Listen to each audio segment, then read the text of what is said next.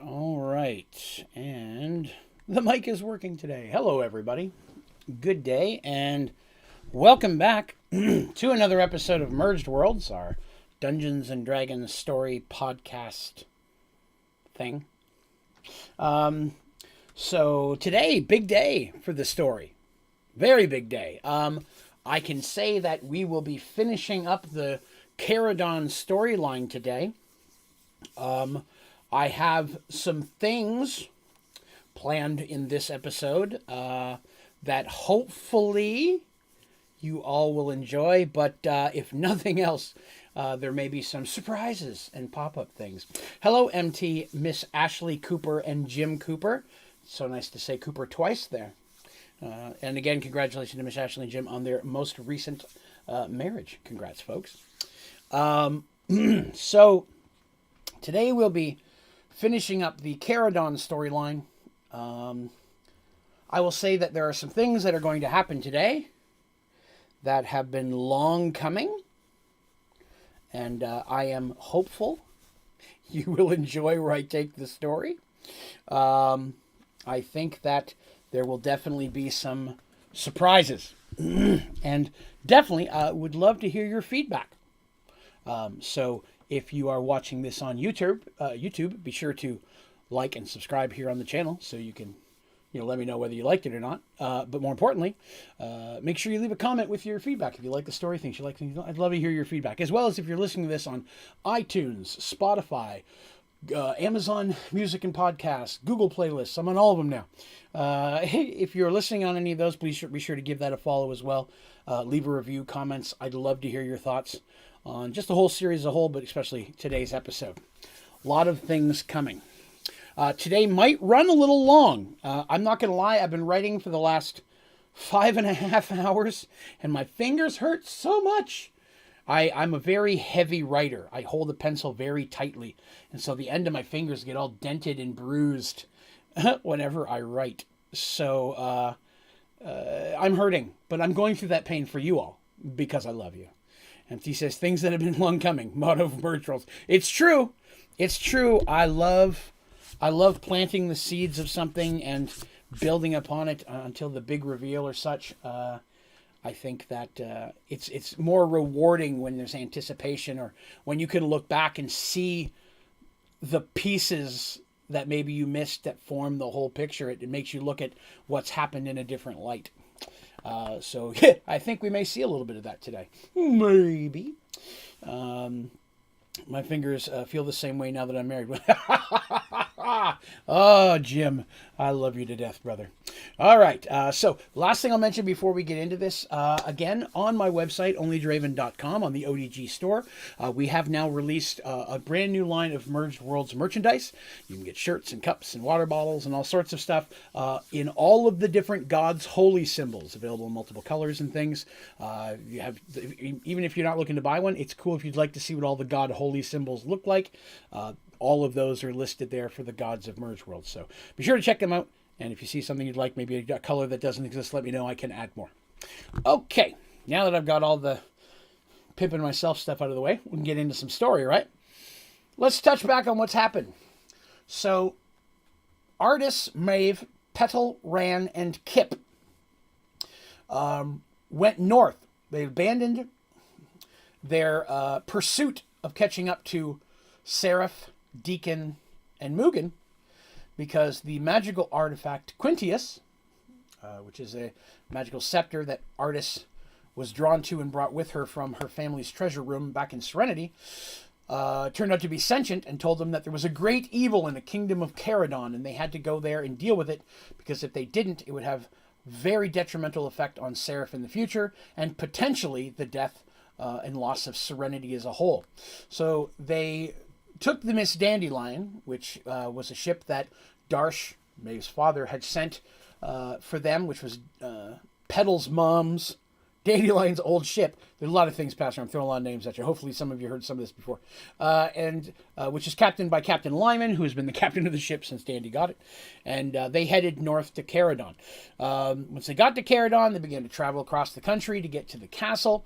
Had a couple incidents, some weird shadowy things happen, shady things, if you will. But nothing really pointing out to the source of said evil. Although Quintius mentioned that as they were getting closer to the castle, he could feel sense more of an evil thing and so on, to the point that he started to go quiet because he felt being blocked or muffled, and he was trying to save his strength for when should he be needed. So they arrive at the castle. They start hanging out there. The king, Keldred, his daughter Soraya, and their advisor, Bartlemus, they kind of run the kingdom there. They couldn't get real close to them because the king's illness means he stays away from people, but they did get to see him across from room, yada, yada, yada. They got to spend the night there, invited to stay. They're very excited to see them. That first night, Princess Soraya managed to sneak and speak with Petal and Kip, let them know that they need to go, their lives were in danger. But they chose to stay anyways, and that night they were attacked by some type of shadowy creatures that almost killed Ran, and had given them dreams, and in those dreams each one dreamed of a loved one basically trying to kill them and telling them they're horrible or they're weak and they should let themselves go and to not fight against it. Maeve had dreamed of her father, and Artis had dreamed of her mother. Kip had dreamed of somebody loved one, his mother, from back in the day. He doesn't go into a lot of detail about that, but his mother, so on and so forth. Petal did not have a dream. But Ran was very disturbed by the events, especially since, he almost died. But he never really talked about what he dreamed about, though it seemed to bother him greatly. They proceeded to seek out, while they're in the castle, they found weird goings-ons. There were the guards that were posted throughout the place. Never seemed to move. They were alive, but they never seemed to move. No one ever talked. They didn't really see any servants and such, other than Brendan, who was kind of the head servant, who really is their go-between, took them everywhere, brought them food, they're fed well, things like that. They decided to stay and see if they could figure out what's going on. The next day, the princess met with Petal, Kip, and Ran again this time, who said that Bartlemus had a spell over the father and believed is the one responsible for the death of her stepmother, who married the king when she was young, loved stepmother, but stepmother was a great person, but Bartlemus didn't want the competition because the stepmother didn't trust him, Bartlemus being a mage. And so she died mysteriously soon after, and it's believed that Bartlemus has intentions to marry the young princess herself. She's in her early 20s, but he's like old and stuff, so still young to him, and then try to become the new king himself. So they went around, found some clues, and at one point they found this door that had guards around it. They weren't moving, but there were still guards in front of it. And Maeve, who can sense evil in specific, as part of her being a paladin, a minotaur paladin, could sense evil behind that door coming from that direction. They also found out that there was a tower on the back side of the castle where royal prisoners or noble prisoners and things like that were kept. And they sensed maybe there was something going on up there as well. So after all was said and done, they decided they were tired of messing around. They were going to get out there and find out what was going on. And they kind of viewed it as they had two choices. They could go down and see the door, because the door is believed to either go down or into the mountain, just based on the layout of the castle. Or they could go to the tower, go up, and see what's up there. And they decided at the end of the last episode that they were going to go into the door where they knew they could sense evil, because there's clearly something. They don't even know if anybody's up in the tower, but they know there's something wrong behind that door, so they're going to start there. And they gathered all their gear, and that's which way they headed. The only little thing I didn't mention is Petal seems for some reason obsessed with the book that she found in the library, which she was hesitant to leave there the last time that she left. But it seems to be very important to her, though she has not told anyone what it is or why. I haven't even told you. I'm such a jerk. Okay. So that's where we left off. They gathered their gear. They gathered their weapons. They're like, we don't know if we're coming back to our rooms at this point. Enough of this playing around. We're going to go in there. We're going to find out what the evil is behind the door. And we're going to start dealing with whatever it is we were sent here to deal with. And that's where we left off. All right. So as always, there's going to be parts of reading. I'm going to start with a chunk of reading, and then I'll be doing some more freeform and back and forth as we move along. We'll begin with some reading. Midnight's excited. The young heroes moved through the castle unmolested. The ever-present, unmoving guards still held their positions, and even though the halls were lit by torches, it still seemed unusually dark and heavily shadowed. So they're going down the hallways. There's torches lighting it up, but even the torches don't seem to be giving off as much light as they should. The guards aren't moving. They're just standing there as these guys walk by them. Guards aren't saying anything. They moved forward fully armed, no longer hiding their intentions. Something evil was at work here, and they were determined to find it. So they got weapons in hand. They got their swords out. You could imagine you got these people, Scary Minotaur and friends, walking down the hallway carrying huge weapons and such. A guard would have a problem with that, right? You don't just let people walk around armed marching up and down your castle. Yet again, the guards are doing nothing to stop them or to do anything to even call out a problem or an issue. Completely almost ignoring that they're there. Finally, they approached the short hall with the barred doors. If you remember, they get to an end of a hallway and there's like a 90-degree turn, and there's just a short hallway with the big double doors. That's where they saw like the 5 guards in front of it. Rounding the corner, they found the same guards protecting the door, unmoved from the day before. And I don't mean that they see more guards. They were careful to look. These are the exact same guards that were standing there 5-6 hours earlier, however long it was. In the exact same position, like they haven't moved. Maeve moved first, taking a step towards them. Even now she could sense the evil that lie beyond. At that step, the guards all drew their weapons, yet held their positions. "Good," muttered Maeve. "No more pretending." The hall was wide enough that both Artis and Ran were at her sides. So she's got one on each side of her, right? So Maeve's up front, kind of like a little arrowhead thing. She's up front with those two right next to her, flanking her sides. Both Artis and Ran were at her sides. Petal hung back, ready to release a spell if needed, and Kip stood at the rear, watching for anyone coming from behind them. So there's only one direction they can come from, right? It's a 90-degree hall. There's no intersection. So someone coming behind them would have to come up the long hallway that they just did. While Kip is more than capable of being a melee, Maeve and Ran are... Because Artis toes that line between squishy and melee, right? Because she's a cleric, but she's a combat cleric. She's got some healing spells and stuff, but she will step in and bonk things with her Morningstar just as her mom did without any type of urging. She's happy to squish thine things that are evil. So Kip is the one who's chosen to kind of stay in the back and watch if anything's coming and call out an alert. As the battle began, the guards made no sounds and spoke no words. It was clear that they were trained, yet there was a wildness in the way that they fought. It felt that they were just the smallest bit slower than they should be. I want to explain that, right? They have training. They're moving with what you'd expect military fighting training. They may not be the most expert swordsmen, but they've clearly been trained to be soldiers. But even though the things they're doing are what you'd expect from a soldier, it's not it's not as tight as you would expect. This wildness, like they instead of just going through, they're bigger carry through than they should. And when someone swings a sword, they're moving to block it, but there's like that tiny bit of hesitation where they're just a tiny bit slower than you would expect someone to move in that situation. Yes, they're armed and armored, although they're not like heavy plate mail or anything like that. They're just standing there in probably leathers, maybe a little bit of chain. But, they're not heavy plate mail or anything like that. I want to stress that. They're just guards. They're not knights or anything like that. Ran was the first to deal a deadly blow, running through the soldier that faced him. Ran him right through. The man fell to his knees, but instead of falling to the ground dead, his head fell back, and his mouth opened in a barely audible shriek. Black smoke billowed from his mouth and nose, striking the ceiling until there was enough of the smoke that it then turned into a humanoid form. As the dead man's body fell to the floor, the red-eyed shadow man crawled along the ceiling like an insect, over their heads, and past Kip, moving down the hallway, the direction that they came from. "What the hells was that?" screamed Kip, startled. "Don't know," replied Maeve, blocking a soldier strike. "But it's the same thing that attacked Ran." So it's the exact type of thing when she busted in the room and Rand was being choked by the shadow thing. That's exactly what she saw. The same type of figure with the red glowy eyes. So I want to draw that connection there.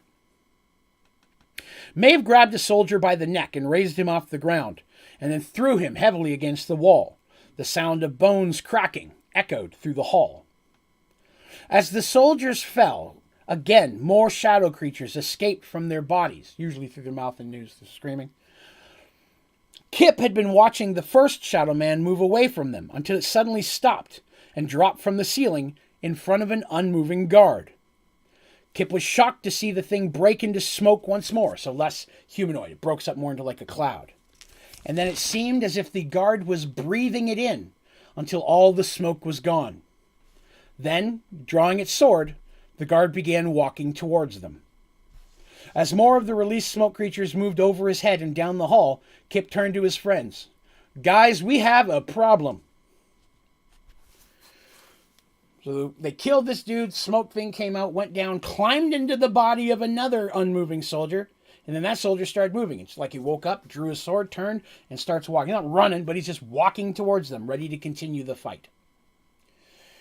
And now more of the smoke creature things are moving in the exact same direction, right? Towards more and more soldiers that line the halls. They've been quite clear that, well, it's not packed shoulder to shoulder. There are still a lot of them throughout the place. So if the other shadow creatures do the same thing, they have literally hundreds, potentially, of bodies with which to attack these guys that they would have to fight through all of. Just a repetitious of over and overness. And you can see how that would be a problem in combat. So they managed to take out the last one. It's crawling. It's moving down the way. The thing's coming. It's not hurrying. It was a ways down the hall. But it's coming, and they start checking to see what's going on. They rush to the door, move the bodies out of the way, and they find that the door is locked. Petal does verify it's not magically locked, but it is locked. A key lock. Pretty big key. Doesn't appear that there's something, like a wood behind it or anything. It's just a key lock. Now, Maeve takes a look at the door and thumps on it a little bit, and she's like, this is too big of a door. Like, I could probably take this door down eventually, but it would take a while, and we don't have that kind of time. They check the guards' bodies. Again, there's no key on any of them. Artist turns to Kip and says, hey, can you get this open? He's done some lockpicking for them in the past. He has some lockpicking skill that they're aware of. Kip rushed over and takes a look at the lock. He pulls a little bundle of tools out of his belt and says, yeah, I can do this, but I'm going to need a couple minutes.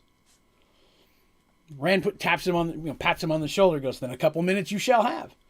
And he and Artis and Maeve now turn the opposite way. They go to the edge of that hallway towards these soldiers that are coming towards them to give Kip the time he needs to get the door unlocked. The first soldier's only a few feet away from them when Petal kind of elbows past. She goes, wait, I got this, and begins casting a spell. Now, Petal's a Kender, but she's a capable mage, and her friends are like, okay, they kind of make room for her, ready to do what they need to do, but they allow her the moment she needs to do it. And sure enough, she successfully casts a web spell. A web spell is exactly what it sounds like. It just fills the hallway up with very thick, sticky web that's very hard to cut through and takes time to cut through. So, big chunk of web fills up this hallway. And the first soldier's stuck in the middle of it, and the other ones that are getting up are having to cut to get through it. And they're not like all crazy speed. They're just chopping, trying to get through over time. This gives Kip the time he needs. And of course, they're staying there, waiting there if they need to, if somebody comes through, and Petal's ready with a magic missile if she's got to. But as they're fighting their way through the webs, they hear from Kip saying, got it! Maeve turns and walks over to the door and with a heavy push, pushes it open. Pulls it open. Pulls it open. It makes sense. If you lock a door, you're going into someplace, you want to pull open for better defense. Push doors are easier to break in. It's a whole hinge thing. I'm just making you aware. So it pulls open. She manages to pull it open. It's stressful, but she gets it. They all quickly come inside, and Maeve pulls the door closed behind them. Now, they are happy to see that the door does in fact have metal brackets bolted to it, and there's a big piece of wood over in the corner they can use to block the door down, which is heavy for everyone but Maeve. She picks it up like it's a twig and just sets it in there. But it's a thick piece of wood, and it's going to help bar that door, even though they don't have the ability to relock the door. So they do use that to bar the door so no one can get through. And they can hear after a minute or so things start banging on the door. But it is a very thick door, and they know it's going to take a while for 5 guys to try to break through it if they even could. Because again, there were 5 guys originally, 5 shadow dudes that came out of them. It's just still 5 every time. Then 5 more were coming. So it's not increasing. They're not breaking into 2s or splitting into multiples. Each shadow's taking a new body each time. And it's a mixture between smoke and shadow. It seems to have the consistency of smoke. But when you look at it, it looks more like a shadow. Hoping I'm describing that well enough that you're getting what I'm trying to describe here. So they manage to get in there, they block the door, and they find that they're in a relatively small room, and there's room for them, of course, but the room itself is empty, except in the middle of the room, there's like a little bit of a guard around it, but there's a set of stairs that go down towards into what would be the direction of the mountain. So they were kind of right in both ways. It does go into the mountain, and it goes down. And with that being the only other direction to go, they can start to hear the banging on the door behind them.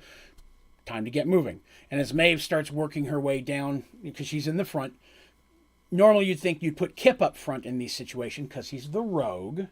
But in this situation, they're not as worried about traps as much as they're worried about something jumping out that Maeve needs to basically squish. She squishes things. She's a very squisher. Okay. So they go down the stairs probably for a good just 2 or 3 minutes, which, if you think about it, is a long time. And they're not rushing. They're going cautiously, carefully, and prepared for everything. But they are taking their time going down the stairs, making sure things aren't popping out and such. And then ahead down ways, they can see that there is another set of doors. This one's much smaller. And the hallway is just big enough that Maeve can walk through it relatively comfortably. She may have to occasionally duck a little bit, but she's not like all bent over or having to squat. It's fair enough that she can get down the hallway. And she may have to duck a bit to get in the door. Again, trying to describe the whole picture to you. As they get closer to the door, they start moving quieter. There's no guards here. There's nothing on this side of the door than the door itself. They get down to it, and the door doesn't appear to have any type of locking mechanism on it. There's no keyhole or anything like that. No visible chains or anything like that at all. And as they get close to the door, quietly, they can hear light sounds like talking or chanting through the door. It is Petal and Kip who can hear it the clearest. Kip, half-elven and a rogue. Petal because of her also being a kender. So they can hear it a little bit better than anyone else can, though they can't make it out. And while it might sound magical, it does not ring as mage magic. It's not anything that Petal recognizes in the words. So at this point, they're like, well, there's not much else to do. Maeve is feeling crazy evil coming from behind that door. Time to go through that door. And without really any other options, they gather their weapons and bust through the door. I say burst through, not bust. They didn't break the door, but they shove it open and come bursting through. Now, the second they step inside, they're assaulted by a horrific scene. Before they can even look around, Maeve and Artis are just awash with like a wave of nausea and sickness and weakness. And it's like literally something just sucking and draining the life from them kind of thing. They're not, but that kind of a feeling. It's not actually having their life sucked away from them, but it feels like that. And they can immediately tell that they've just walked onto consecrated ground, not consecrated by a good god. So this is holy land of a dark god that they've just stepped upon. And as I've discussed many times, that is not good for someone of an opposite alignment who is not openly invited or given some type of token or pass item that would give them some relief from those feelings and such. Because that can happen. It doesn't mean you may not want a neutral god to come in, or neutral cleric for whatever reason. They still may work with evil. So here's a gem or a necklace, or wear this ring, and while you're here, it won't be as bad. But while they are there, they lose all access to their spells. Okay? Yes, the spells are still in their head, but they can't connect with their god. That link is severed. And so they cannot cast spells on these grounds. Now what they see in the room is it is a round chamber, lit with many, many candles. There are 6 men in black robes in this room, 5 of them lining the room, looking towards the center of the room. All of them were the ones that chanting, and they stopped when they came in. In the center of the room is an altar, and laying upon it is a man fully naked. Standing next to him is the 6th robed gentleman, who appears to have a very wiggly dagger, and appears to be cutting or carving into the man. All of them there, easily recognizing the markings on the robe and such, can tell that these 6 men are clerics of Elazon, god of darkness. Just like you see a cleric walk in who's cleric of the light, the symbols and the such, you can tell by the color and the lining and the designs and the whatever. This is just straight up, this is the god of darkness. Which, oddly enough, as he is the primary evil god, is one god we've not really ever messed with in Merged Worlds. So, immediately, the 5 clerics that were around the room reach and draw out weapons. Several have scimitars, a couple have curved blades like the wiggly daggers like the guy in the middle did, and they all come rushing forward to attack, and except for 2 of them that begin casting some spells. Our heroes, of course, have to rush in and do the same thing. As much as nauseous and stuff, Maeve is still a powerhouse, and Artis has her ability. While they don't have spells, they still have their personal skills and their training to work with.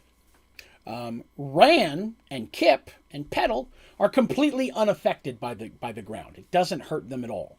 And I say it's not the dirt specifically. I mean, you can't pick up the dirt and throw it, and now that area is consecrated. It's an area that has been blessed by that god, or it's the followers of that god. So Petal has no problem with spells. So she immediately starts whipping out a magic missile or 2 at the ones that are casting spells as well. And Rand and Kip, they actually move a little bit quicker than Maeve and Artis because they're not feeling that nauseous, slow me down, make me sick feeling.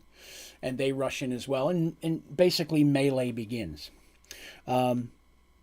This fight is more challenging than the one that they just went through upstairs because these things don't have any of that slowness we talked about. These are regular dudes who are cursing them and casting spells and such. There's nothing that gives these guys the feel that they're like the ones upstairs, right? They don't have that feeling like something's inside controlling them. These are just evil pricks, and they're doing prickly things. Not prickly, well, maybe prickly. So as they get in there and they're doing the fights, Petal's able to cast a couple of her spells, which isn't much of an issue. Now, within just a few minutes of the combat, it's actually the heroes that start to take a little damage first. Because these clerics, while may not be super powerful in spells, they have some. They're well-trained still. You can still be trained as a combat. And you can use a blade if you're a scimitars specifically, and daggers if you follow Elazon. So very quickly, there is Maeve takes a big hit. She's moving a bit slower than she normally does. And she ends up getting stabbed in the leg. Chris dagger. Thank you, Michael. I could not think of the blade for nothing. It's a Chris blade. You are 100% correct. I was struggling. And I own them. I have some. I knew the name of them. I just couldn't think of it. Thank you very much, Michael. A Chris blade is the type of curvy, sacrificial dagger, snake blade that you normally would see in a movie and such. So that's what the guys are wielding. Again, thank you, Michael. So, let's see, where was I left off? I skipped off. There we go. So, Maeve gets stabbed in the leg. Maeve, being Meg, gets very angry about this and backhands the guy who did it, who just, his head goes snapping backwards and he does like a flip and lands on his back. Ran and Artis are next to each other at this point, and Artis, moving slower as she is, ends up taking a big cut as well. There's a big cut almost across her stomach. And the guy moves in to get another one. Ran quickly moves in and intercedes and just takes the guy's head off. Clean cut, because the guy was fighting Artis. He wasn't looking at Ran. But for Ran to do that, he has to leave himself open to the guy that he was fighting. And that puts Ran in a bad spot where Rand ends up taking a huge cut down his side. Like the guy even stabs in a bit and then just cuts down with it. So just a big, deep gash in Rand's side. At which point Rand recovers and Artis comes in to help them, but they're bleeding. They're actually taking some damage here. But slowly, over the couple minutes of the combat, Artis and friends start to make up for what they're having. They're starting to take them out. Another one tries to cast this, but the spells that they seem to be casting, the evil clerics, were to benefit the clerics. The equivalent of a bless spell, which, if in Dungeons & Dragons terms, gives you, as if it's being cast on you, better chance to hit, more damage, things of that, maybe even some resilience. So it makes their warriors better, which is another reason why out of the gate they started taking some big hits with the negatives they were already feeling. Bless spells are great and drastically overlooked.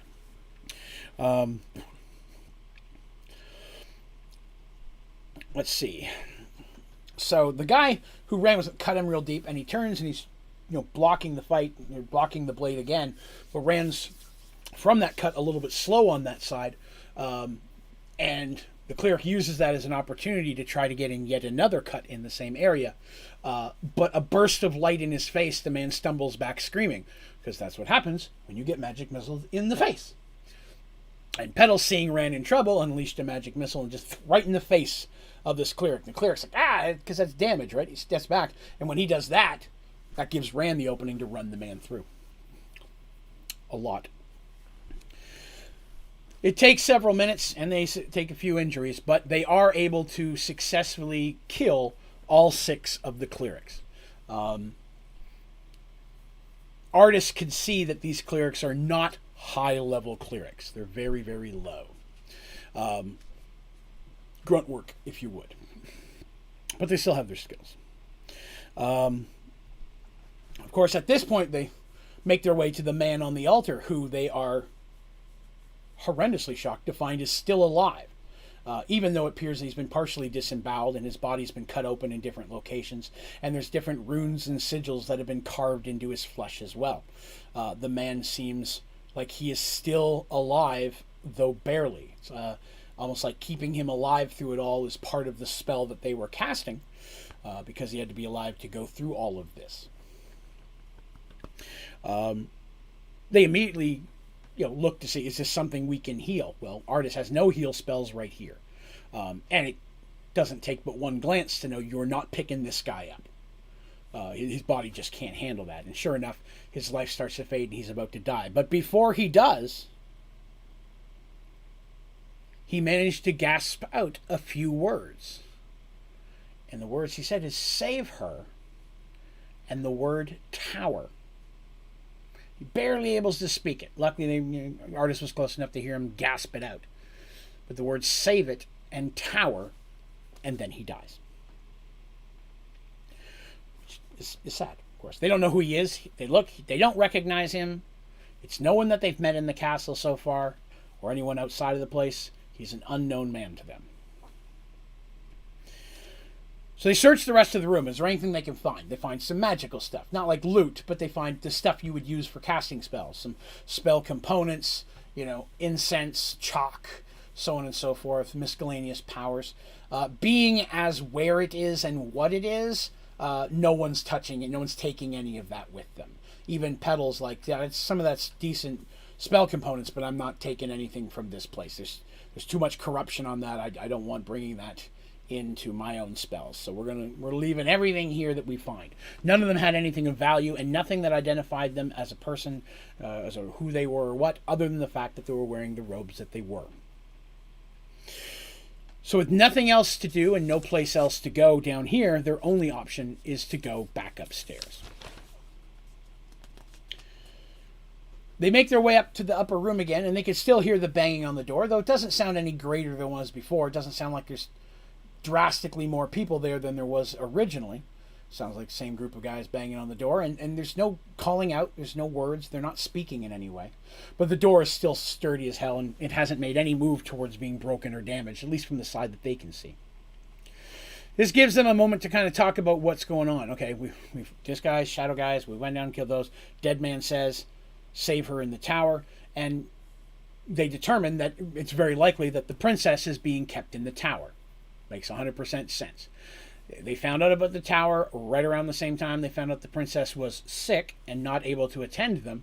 And Bartlemus made that jab about warning her about being, wandering the halls. So at this point, they're pretty confident that the princess is up in the tower and they need to save her. Now, they had discussed this ahead of time when they were decided to go downstairs and through this area. Part of the reason they chose this first is also because the tower's location, from everywhere that they've been in the castle, the only way they could see to get to the tower would require them to go through the throne room.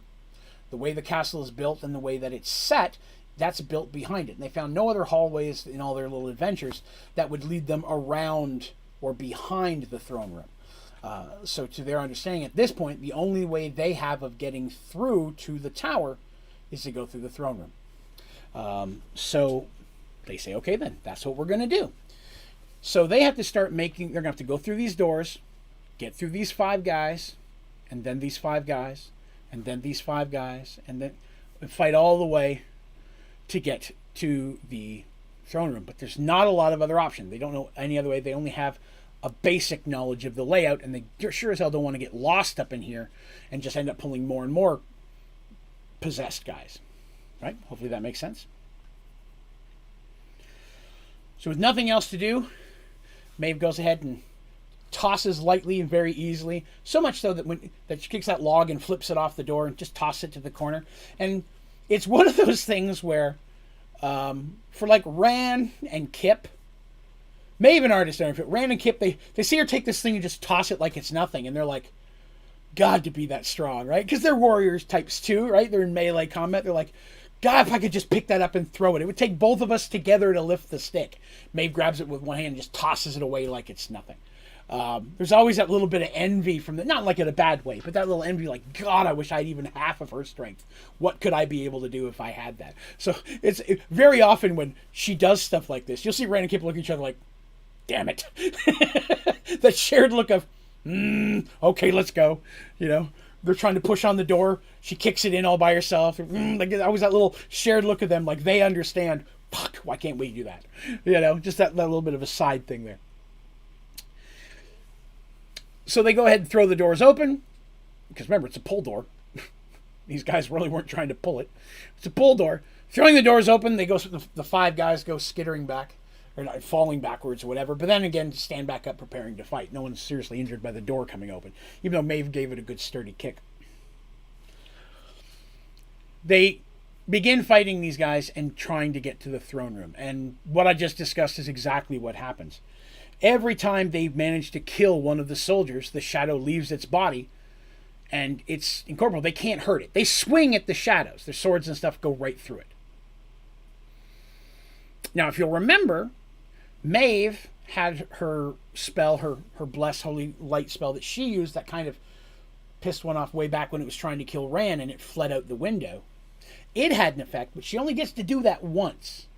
And so she doesn't want to blow that right here, not knowing what they're going to face. So at this point, they're just trying to make their way along.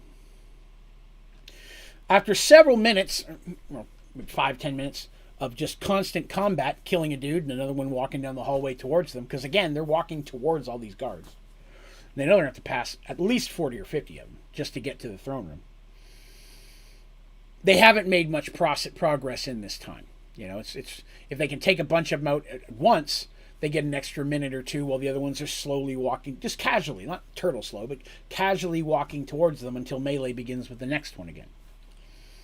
It's about then that Petal has an idea. And she calls out to her friends, what if we don't kill them? Maeve, and it's a minor lull here, and they're looking at each other, and what are you talking about? If we don't kill them, they're going to kill us. And she goes, yeah, don't kill them. Just slow them down. Maeve looks at Artist, and Artist looks at Maeve, and Maeve goes, worth a try. And as the soldier's coming in, she parries up high. The guy's sword goes up. And then she goes down low and just whoosh, straight across and nubs this guy. Cuts both of his legs off, clean at the knee. Again, I cannot stress enough that the sword that Maeve uses was specifically made, highly crafted by her father for her. It is of expert design and build. It itself is probably worth a small keep, if not a small kingdom. It's many would kill to have it, though few would be able to even use it. You add on to that the blessing spells and things that she's done just being a paladin on top of that. The sword will cut through a person if it needs to very quickly. So sure enough, she cuts both the legs off this guy, and he falls to the ground, and his sword falls out of his hand. And she sees him reaching for his sword, and he finally picks it up, and he's coming over towards him, trying to swing the sword at their ankles. But the smoke doesn't come out. It doesn't flee through his now nubs of legs. It doesn't come out of his mouth or anything like that. The body still continues to try to fight. And they take this as a positive. Okay, maybe they're stuck in there until we kill them. Or I don't know if they can leave if they want to. Let's try that. So now the fight changes a little bit. When you are fighting against someone who's trying to kill you, and you're not trying to kill back, you're at a negative. You are literally holding back in ways. So you're holding back what could be clearly killing blows, looking for a maiming or injuring blow. So that can slow down combat. And even if you're playing D&D, you can call out, hey, I'm trying to hurt someone and not kill them. At least in the way that we play Dungeons & Dragons in my parties. If you don't want to kill someone, I want to hit him with the flat of my sword. I want to do this. It's harder. You're still carrying a sword. It's got a sharp edge, and this is a moving person. But if you're trying to hurt someone or injure them in a specific way, it's more difficult to do. But it turns out it gets easier.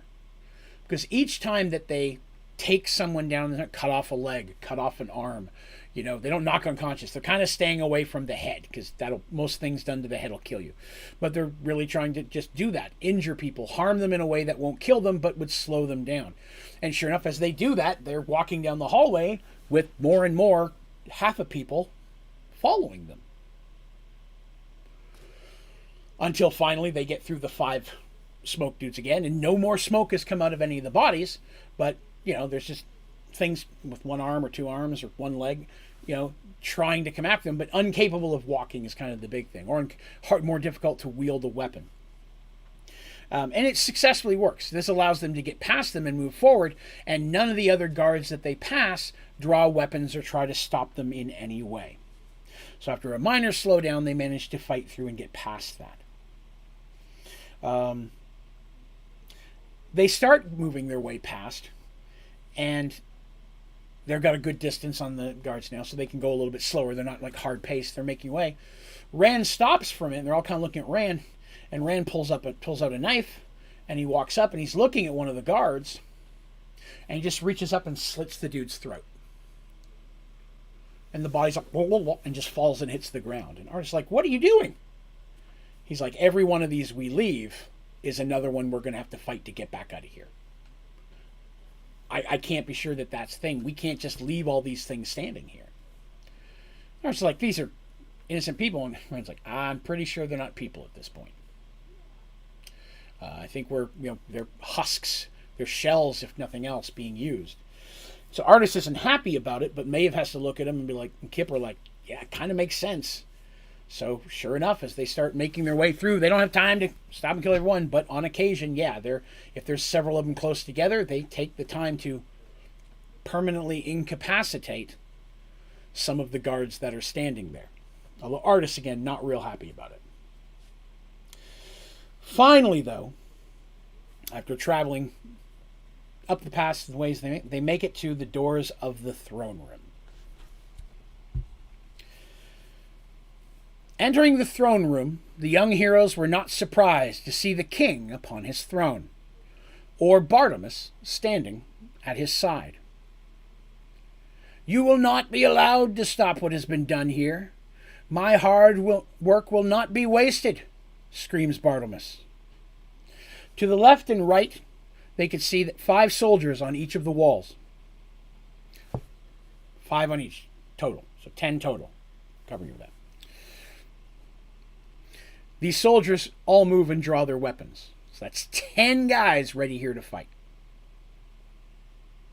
I will not have my reward snatched away by the likes of you, Bartimaeus yelled again. You will all die. Except you, little petal. I have other plans for you. Bartlemus licks his old withered lips disgustingly. Oh, hell no, said Maeve, as the soldiers begin to rush in. So now they're fighting 10 more of the same type of things they just had to deal with the only benefit of they don't see any other guards standing here. Right? So the room itself, much like the hallways, lit by torches. They can see the balcony overhead past the king. There's the balcony behind them. There's the big glass ceiling, the stained glass ceiling kind of thing. And it's a stone building with wood logs and rafters and such like that, right? Big open space, but they don't see. Well, there's a large amount of the room that's in shadow, if you will. They can't see because of the darkness. But the room is not lit as well as you think it should be from the torches. And again, this is now not surprising to them when they know that the god of darkness is involved with this. Light is being limited, if not snuffed out. And would also make sense why, if there is something or someone of that kind of power here, that worships that, could definitely see how that could be affecting Quintius, who up until now has been silent since they reached the keep. No word from him at all to Artis. Jim Cooper says, Jafar sounds gross. Yeah, okay. Let's pull up a picture of him again real quick. Boop, there he is. Bartlemus. Isn't he a lovely gentleman? For those of you who may be listening on audio podcast, there are little miniatures painted digitally on the website. You can go to onlydraven.com to see the miniatures of all the little people that I'm talking about. I paint those on Hero Forge and post those up so people can see who I'm talking about. All right. So the fight begins. 10 guys rush in, right? So you can imagine they're going to get kind of flanked here, right? It's hard to defend against 10 people. There's 5 of them, and they've got to keep Petal in the middle. Although, it doesn't really seem like any of the guards are actively trying to harm Petal at this point. So the soldiers start coming in and they start fighting. Right off the bat, they know they have to do something right off the bat to try to start evening this out. So Maeve and Ran specifically just hardcore burst to try to speed take one down, and working together, literally together, managed to drop 2 of the guards within just the first few seconds. These ones do not appear any better trained than the ones they fought before. There's still that minor bit of slowness and hesitation that at this point they've figured out how to use that kind of against them. So 2 of them hit the ground almost immediately. While they turn to face more, because again they're being encircled by the remaining 8, again the bodies release the smoke of the ghost figures, and these figures kind of rush off to where the guards were into the shadows and then just kind of disappear. All right, so 2 more shadow figures pop out. They're a little bit smaller than a human at this point. There's even the shape of little wings on their back, if you get them in the right light, little nubby wings that obviously look too small for them to fly with, but they go rushing off, one to each side, and they go into the shadows and, at least currently, do not return. Petal, for her place, decides she's going to try to help out here, and knowing that while these guys are the threat, there are bigger threats in the room. And she starts casting what few spells she has that are damaging spells. She starts targeting Bartlemus and begins with a classic and throws some magic missiles his way because she's unsure what he's going to do. If he's controlling them, maybe that would help. She's not sure. Now, you can imagine Bartlemus was expecting something like this. So as the streaks of magic come bursting in, they hit what appears to be a magical shield of some kind that flickers and then fades when being hit. At the same time, several more warriors drop, although, who is it? I'm sorry. Oh, Maeve takes another big hit while she's trying to take out 2 more. The battle itself only goes on for 5 or 6 minutes, which that doesn't sound like that long, but when you're constantly moving in armor and wielding weapons and swinging around and trying to stay alive while getting nicked here and there, 5 minutes is a long time. Don't believe me? Go watch a fight scene. Go watch a fight scene with somebody with a sword, and after 5 minutes, most fights don't last a whole lot longer than that. If they're in armor, anyways. So, the fighters start to drop, although our heroes do take a few hits here and there. Nothing major, although Ran is still kind of nursing the big cut on his side. Artis had slapped one heal on it in the hallway, but he didn't. He was like, that's enough. I can move at this point. We don't know what's coming ahead. Let's save what few healing spells you have in case one of us gets something worse. What you've healed is enough to let me keep going. I can fight again, but there's still going to be some pain and such there.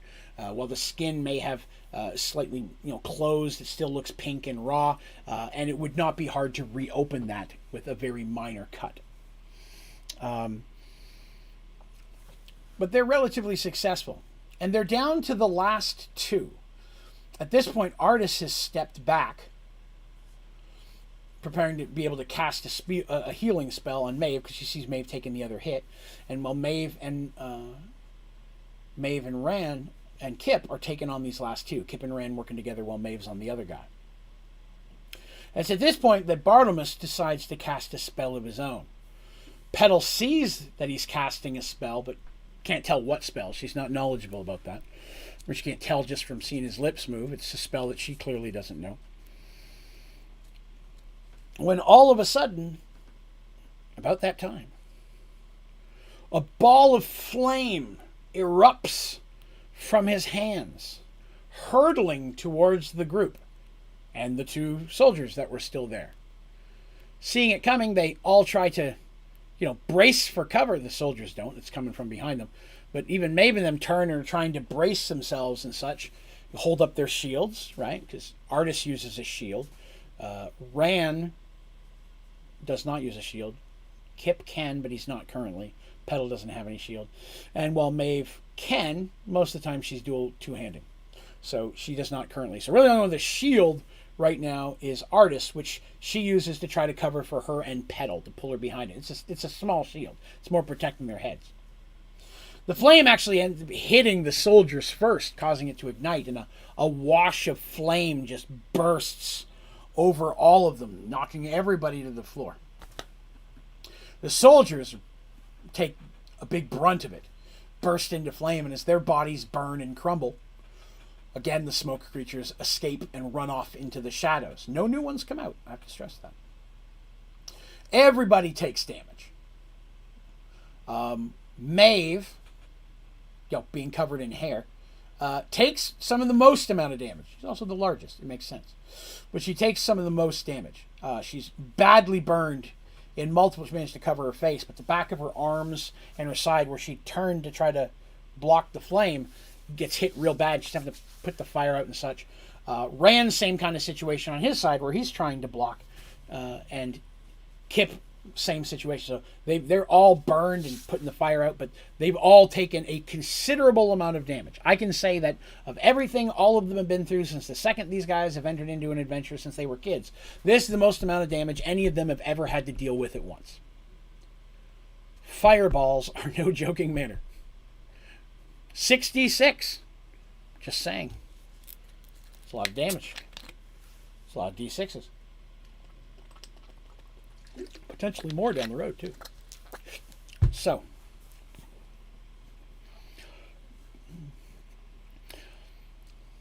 as injured as they are, Artis does quickly cast a heal spell, which she was planning to do anyways, so she got at the forefront of her thoughts. Instead of putting it on either herself or Petal, who've taken the least amount of damage, or they took some, she does cast it on Maeve. Maeve was already the most injured at that point.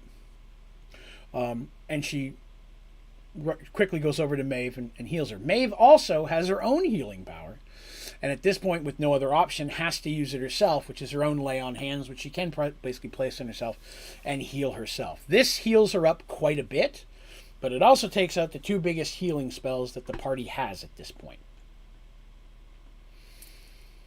And she's still injured. It just helped a lot. Ran and Kip, though, have a little bit more damage now, as they have not yet received a heal. "You cannot win," laughs the wizard mockingly. "For each of my shadows you free, another vessel awaits. Some even more strong than others. Isn't that right, your majesty?" King Keldred rose from his throne. While his body still appeared thin and wasted, he moved with a strength unexpected. From beside the throne, he drew a large two-handed sword. "Kill them," Bartlemus commanded, as the king began walking towards them.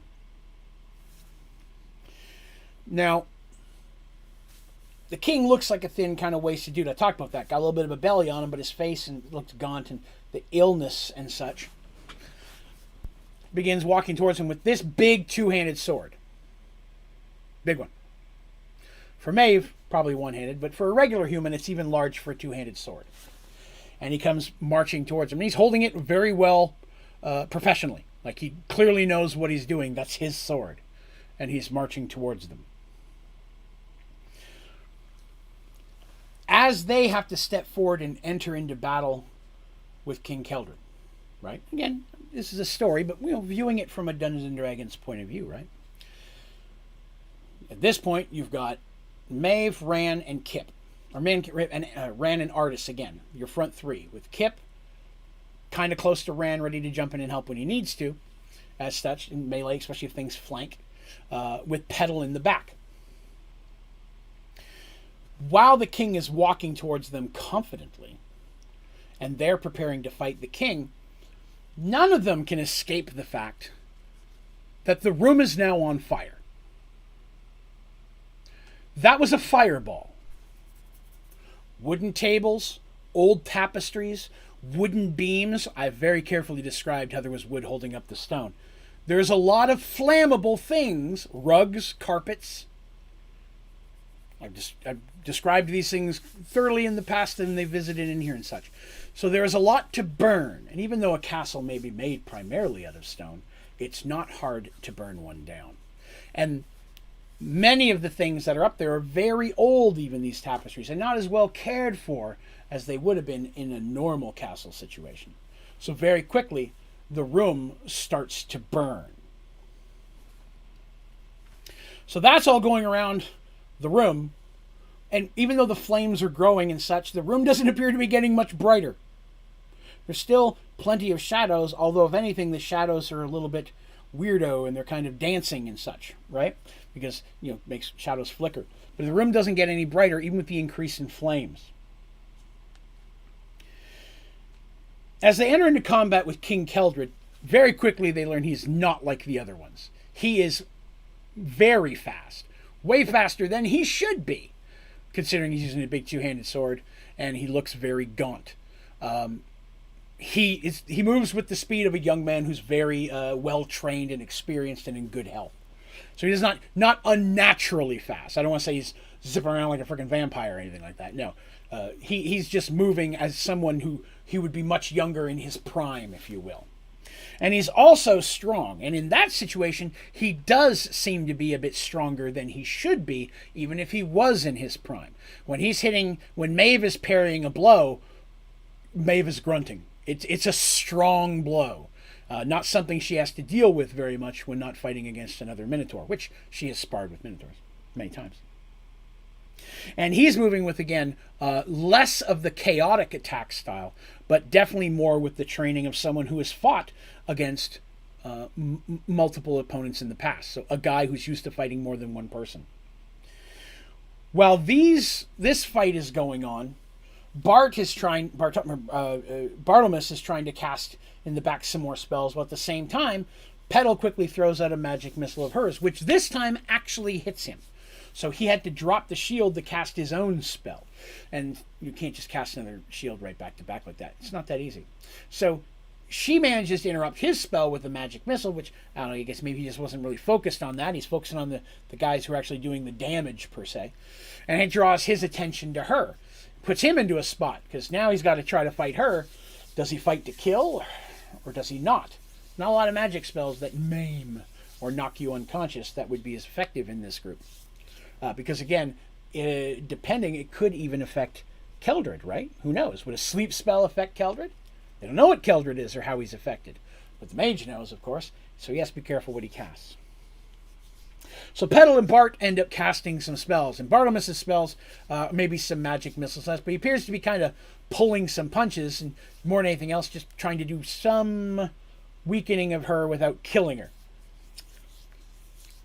He has thoughts. And while that's going on, the melee fighting is going on. Now, a couple times they've tried to maybe get past the king. And they probably could if they just wanted to run wide.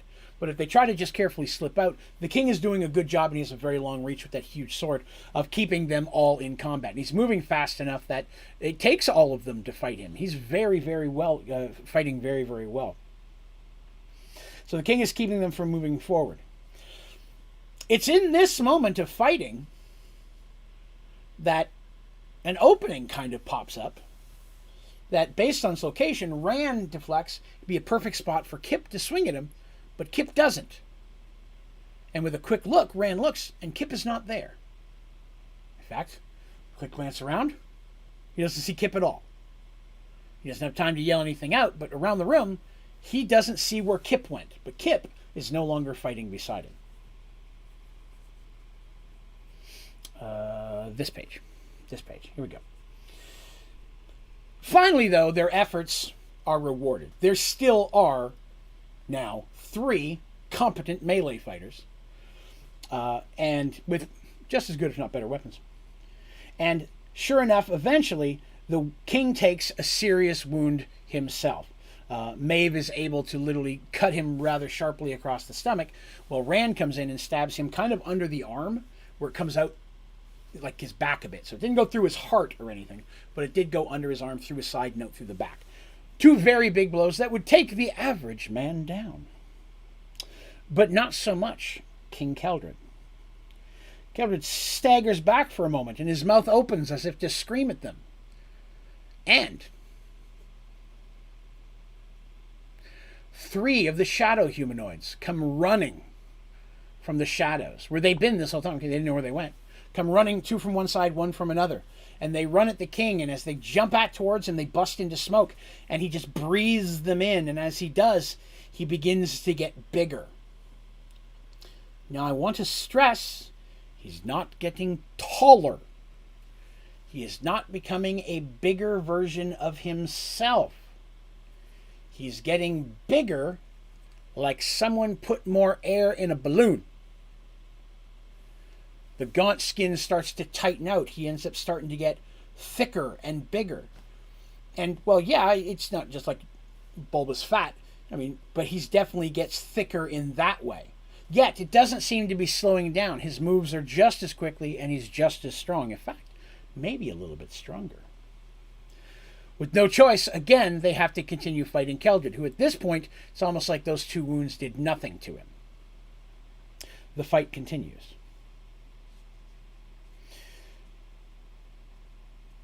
Several minutes go on. Barbs are traded back and forth. At this point, Petals doesn't Kirby. Jim asks Kirby. Yeah, he's getting fatter. I mean, for sure. I mean, that's definitely a good way of looking at it.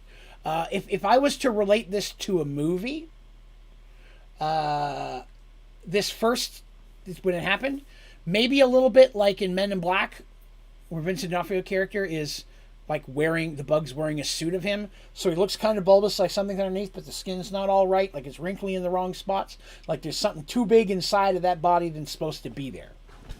But Kirby's not quite as round, but great idea. He doesn't inhale him the same way, though. That's very accurate. So, they start fighting again. Some are traded. Now, Petal is running low on attack spells. Gotta remember, these guys have competent, but they're not super high leveled at this point, right? So she only has so many spells. She's used the majority of what she has that would be combat based, because she got other spells that aren't combat based that aren't going to help right now. Bartlemus seems to be coming into the same situation, whereas he may have spells, but the spells he has left that are damaging would do a lot of damage, and he seems hesitant to do so. For whatever reason, I don't know.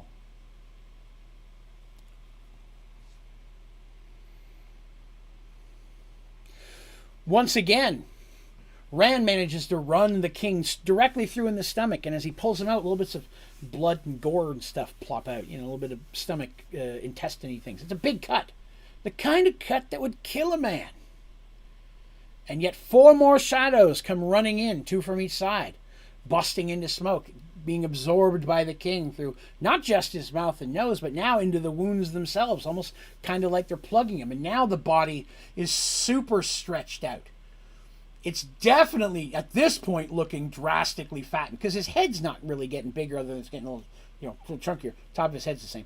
So he's absorbing this, and it's like literally he took a Stretch Armstrong, or one of them stretchy dolls, and fill it up with air. And it's just, the arms and feet are the same size, but the rest of the body's getting too fat, if that makes sense.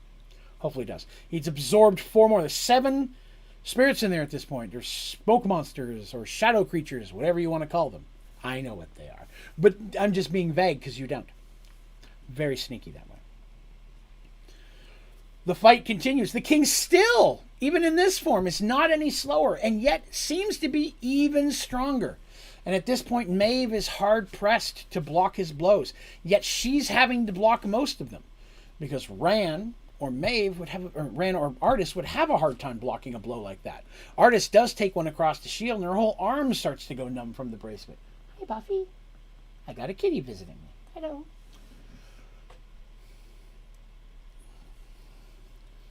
They realize that there's not much else that can be done. They have to take the king down. I don't know why Buffy's chewing on a wrapper.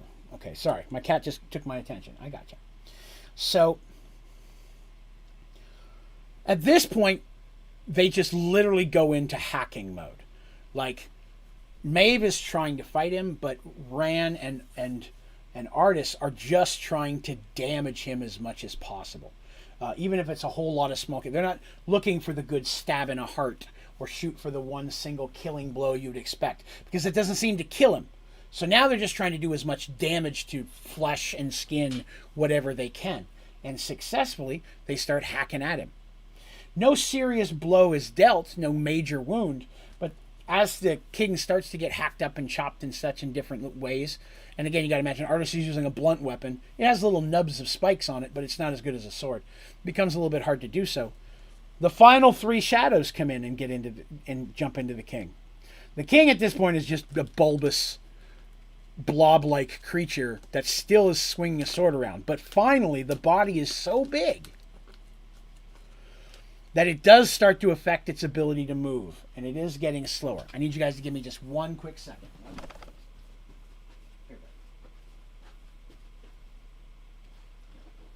Here's some treats. Sorry, Buffy was looking for treats. Had to feed the cat. Sorry, try not to do that during these streams. Fat guy. So, bulbous, gross, like this. No. So, he is getting to move slower, but the damage that they're dealing against the skin and the flesh and cutting him across the stomach and such is just so much blue there. It's like cutting a tree. Little pieces come out. It doesn't really have an effect on the tree. It's not enough to kill a guy who's whatever he is. At this point, he's heavily bloated, to the point that he looks like he might even pop. They poke him, though, and draw blood. He doesn't actually pop. The king makes a mighty swing for Maeve. It's all Maeve can do to deflect the hit. In fact, her arms ring sore. It hits it so hard. But there's an opportunity there. And Rand takes it. Moving as quickly as he can, he swings with his sword and cuts off the king's hand. The king, more surprised than anything else, angry if you will, does drop his sword. It's a two-handed sword, and his body's bulbous, and you can barely hold it as it is. You cut one off, and the sword falls from his hand. Maeve makes no time at all, and swinging her sword as hard as she possibly can, swings it towards the king's head. Now, about that time, there's movement from the shadows, from behind where Bartlemus is standing. Bartlemus appears to make a decision, begins casting a spell.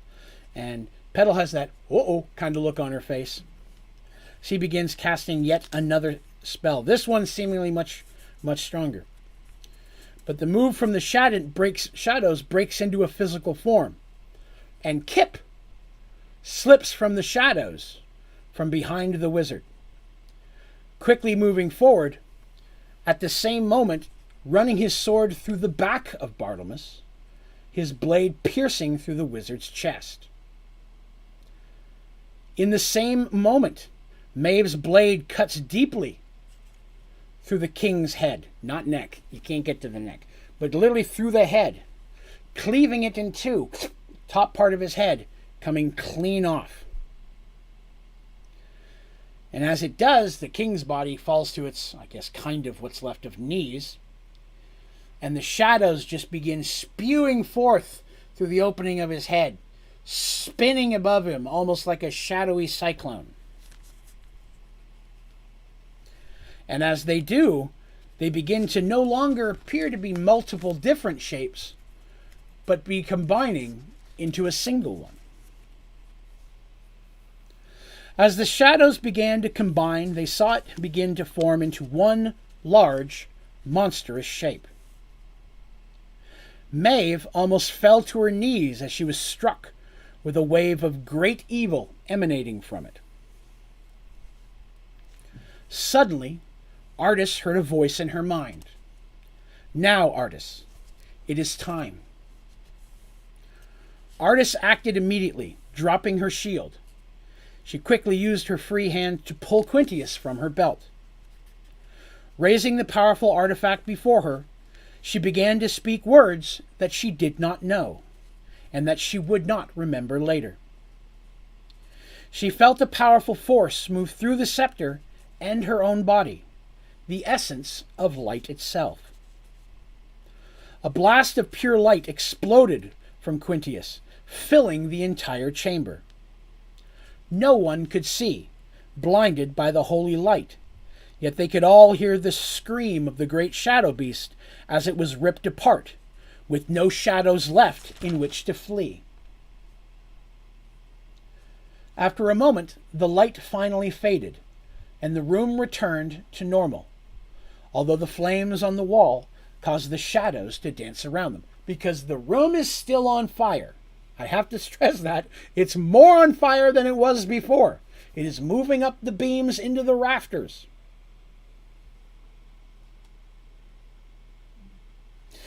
They all stepped to Kip, who stood beside a dying Bartlemus. The mage was covered in his own blood as his life faded from him. "No," he choked. "She was to be mine. Was promised." His hand reached up into the air as if grasping for someone. "Forgive me." His arm fell to the floor as he died. There was a moment of silence, and then from above them, they heard a feminine voice. "No," said Princess Soraya. "You have failed me."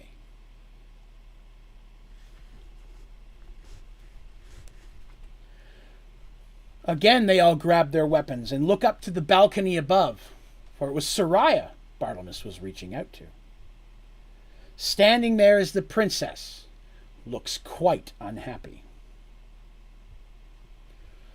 In her usual dress, she's not wearing what she normally does. Instead, she wears fine robes, in which also they can see symbols of the god of Elazon, god of darkness. "I must admit I have not expected this. I did not foresee your arrival, nor that you would have something like that with you," she says, staring down specifically at Quintius. "It was you?" yelled Petal up at the princess. "Why? Why the games?" "I was unsure of your power," she replies, "and it is clear that I underestimated you. A mistake, I promise, I will not make again. Still, all is not lost. Only my great lord has seen what is truly to come. What has once passed may not be allowed to pass again. But there is still time. The game is far from over. Princess then chuckles evilly, because that's what bad guys do. Chuckle evilly. She raises her hands above her, not as if she's casting a spell. I said smell. Spell. Not as if she's casting a spell, but in triumph. Artis happens to look up, and through the great stained glass window to the sky above, she sees a large shadow. "Run!" screams Quintius in her mind. A command Artis echoes to her friends. Everyone runs in different directions as something huge shatters through the glass above them. Ran tackles Kip out of the way barely in time as the huge shape smashes into the ground where they once stood. I can explain. Bartlemus, very squished at this point. Literally, they ran and dove and all that kind of stuff to get out of the way, and as they turn around quickly, reaching for their weapons, standing up to see what now lies behind them, they see that the floor is covered in broken glass. In fact, some of it's in them. Little minor injuries, nothing major. But now Soraya is sitting there on the back of a great dragon. A dragon unlike any of them have ever seen. Not that they've seen a lot of dragons, but they've seen some. Mercy and her friends are friends with some dragons. You can imagine a couple popped in. Zack and Twill, maybe, for those of you who've been with me a while. But this dragon is dark, much like a black dragon, although with less detail, almost as if there's a black mist around him. Only Petal recognizes this from her education and training to be a shadow dragon. Yes, those are a thing. Sitting on the back of the great beast, and it doesn't look like a massive one, so it's not like a huge great worm or anything. It's small, but it's still a dragon. Sitting on the back of the beast, Soraya yells out, "Farewell, artists of serenity, until our paths undoubtedly pass again." With a great leap, the dragon hurls himself through the hole in the ceiling and into the air.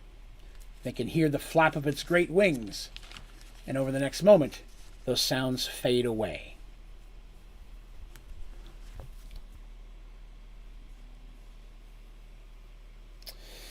Now, this next line is important. The castle is still on fire. Now, I keep bringing that up because it's important. The rafters are in flames at this point. Tables are falling to pieces. They're burned. The tapestries are gone. There's nothing left of the tapestries. There's so much fire that it has clearly spread out of this room and is starting to burn its way through the castle, of which there is a lot to burn. It's an old castle with a lot of old dried wood in it.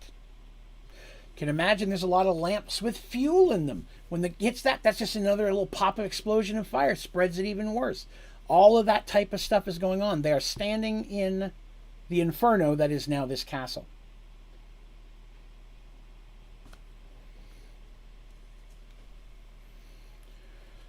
Of course, the first instinct in this moment would be to flee, right? But they can't. Because now they're stuck with a dilemma.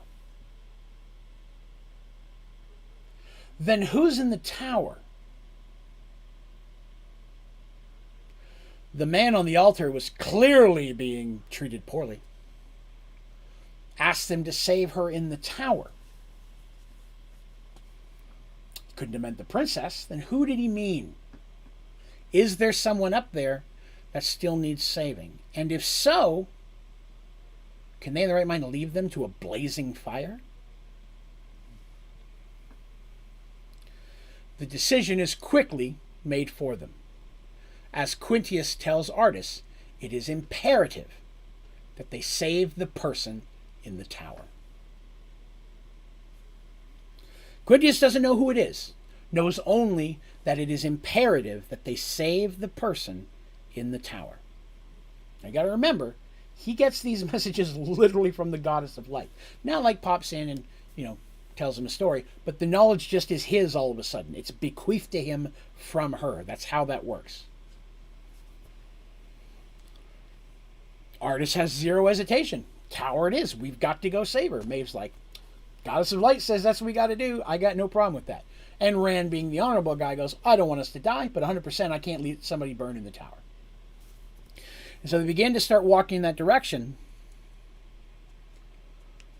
when Petal calls out to them to wait. And they stop and they're looking around at the fire like, Petal, we have to go. If we're going to get all the way up to the tower and back and stuff, we've got to go now. Petal just looks at them with a weird look on her face. I can't go with you. I have to go to the library. And they're like, what? We don't have time to go to the library. If we're not going to have time to do both of these things. It's not possible. This place is on fire. The whole castle's bursting into flame. We've got to get up there, get whoever that is, and get them out of here. Petal genuinely looks like tears are coming to her eyes. She goes, I can't. I have to go. I have to get something there. I can't let it be burned. There's not a lot of time for conversation, and you can see that Artis and Maeve are torn. They're like, well, they want to help their friend. They don't know what she's on about. They know that she's a big deal about this library. But they also cannot just let someone burn up in the top of a tower. There's no escaping the tower. It's way up there. Even if they could get out, they're going to fall into a fire and die. Kip steps forward and says, I'll get her there. I'll get her to the library, get whatever the hell it is she needs, and I will get her out of here. We'll meet you at the gate. Artis and Maeve says, are you sure, Petal? Petal goes, I have to.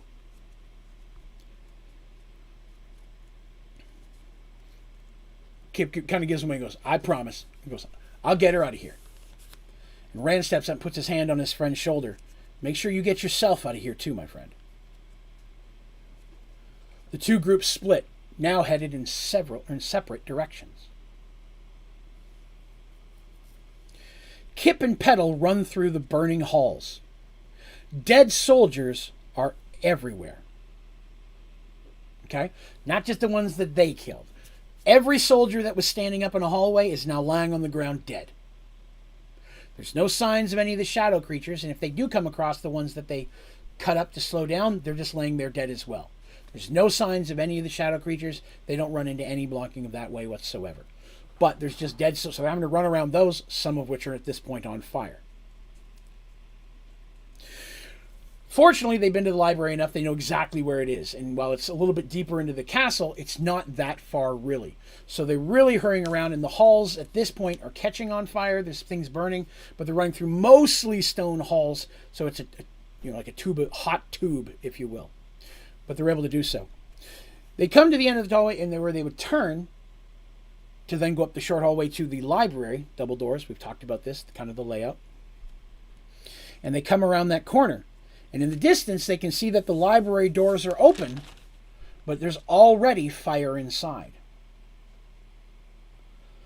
Petal goes to step forward, but Kip barely pulls her to the side as she feels something just go whoosh, right past her face. She stumbles backwards and actually lands on her butt kind of behind him because he had to pull her so hard. Then he pulls his sword, and Kip pulls out a sword and dagger. So he's got a sword and dagger. Standing before them is Brendan, holding a large axe. They can see he's there to kill them. Now he's got like this evil look on his face and says, she wishes you dead, so dead you will be, kind of a thing. Clearly, again, servant of Soraya. But he, again, doesn't have the shadow thing about him. Almost like a willing servant, if you will. Kip's got his sword out. Like I said, he pulls out a dagger without looking and says, hurry on, Petal. I'll be there in a minute. Petal looks at the two men and then nods and runs towards the library. Brendan smiles evilly. I'm going to kill you, half-breed, and then I'm going to kill the little girl. Kip's face shows no emotion. I promised I'd get her home safe. I will not break that promise. And the two men rush towards each other. Hello, Anzo. Petal rushed into the burning library. Shells were already on fire, as well as the wooden beams overhead. She moved quickly around the flames and moved directly towards the shelf that had the old books on it. There was no hesitation as she grabbed the book that she'd looked at before and quickly shoved it into her pack. She strapped her pack on, she took her backpack off, stuck it there, straps it over her shoulders as quickly as she can, and then turns to rush back towards the exit. She has barely taken a step before a large cracking noise came from overhead. Petal looked up to see the large central beam that holds up not only the ceiling but the chandelier had been weakened by the flames and had split in two. The large chandelier had come loose, and the entire thing was falling directly towards her. Petal ran as fast as she could, and as she felt it drawing near, she dove to get out of the way. But she'd not been quick enough. She felt a great weight strike her from behind, and she fell to the ground, pinned and in pain. She tried to pull herself out, but the chandelier was far too heavy for her to lift, and she was stuck fast. Her mind raced across her remaining spells, but as the flames slowly moved closer and closer towards her, she realized she had nothing left that could help her. She could only struggle in vain. The air was filled with smoke, and she began to cough. It was beginning to get hard to breathe.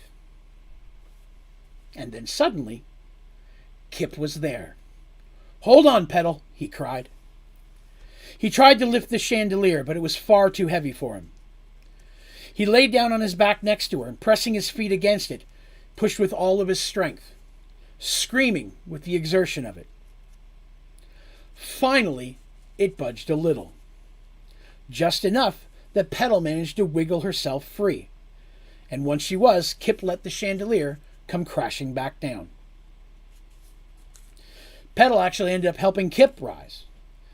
And coughing through their smoke, they both made their way out of the library. Back in the hall, smoke wasn't as thick, less to burn there. Petal was shocked to find that Kip had a huge cut across his chest and was just covered in blood. "Don't fret, lass," he said, giving her a wink. "Most of it's his." Petal couldn't help but chuckle as he took her hand and began leading her away to try and find a way out. She hoped her friends were safe as well. Ran, Artis, and Maeve rushed up the narrow stairs leading to the top of the tower. They'd run into no opposition as the guards they passed all lay dead on the ground. Finally, they reached the top. The steps went right up to a thick metal door that was barred and chained. A small opening at its base was likely for slipping in food and water, and potentially the removal of waste. They could see or hear nothing of what lied beyond the door. It's solid. There's no windows.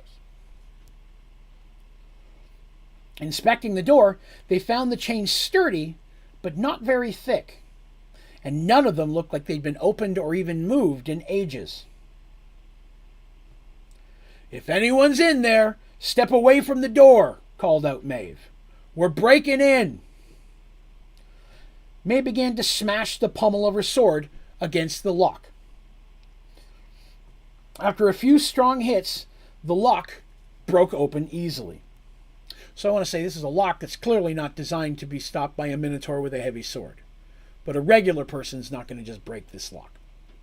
To kind of give you an idea of the size and strength of the lock.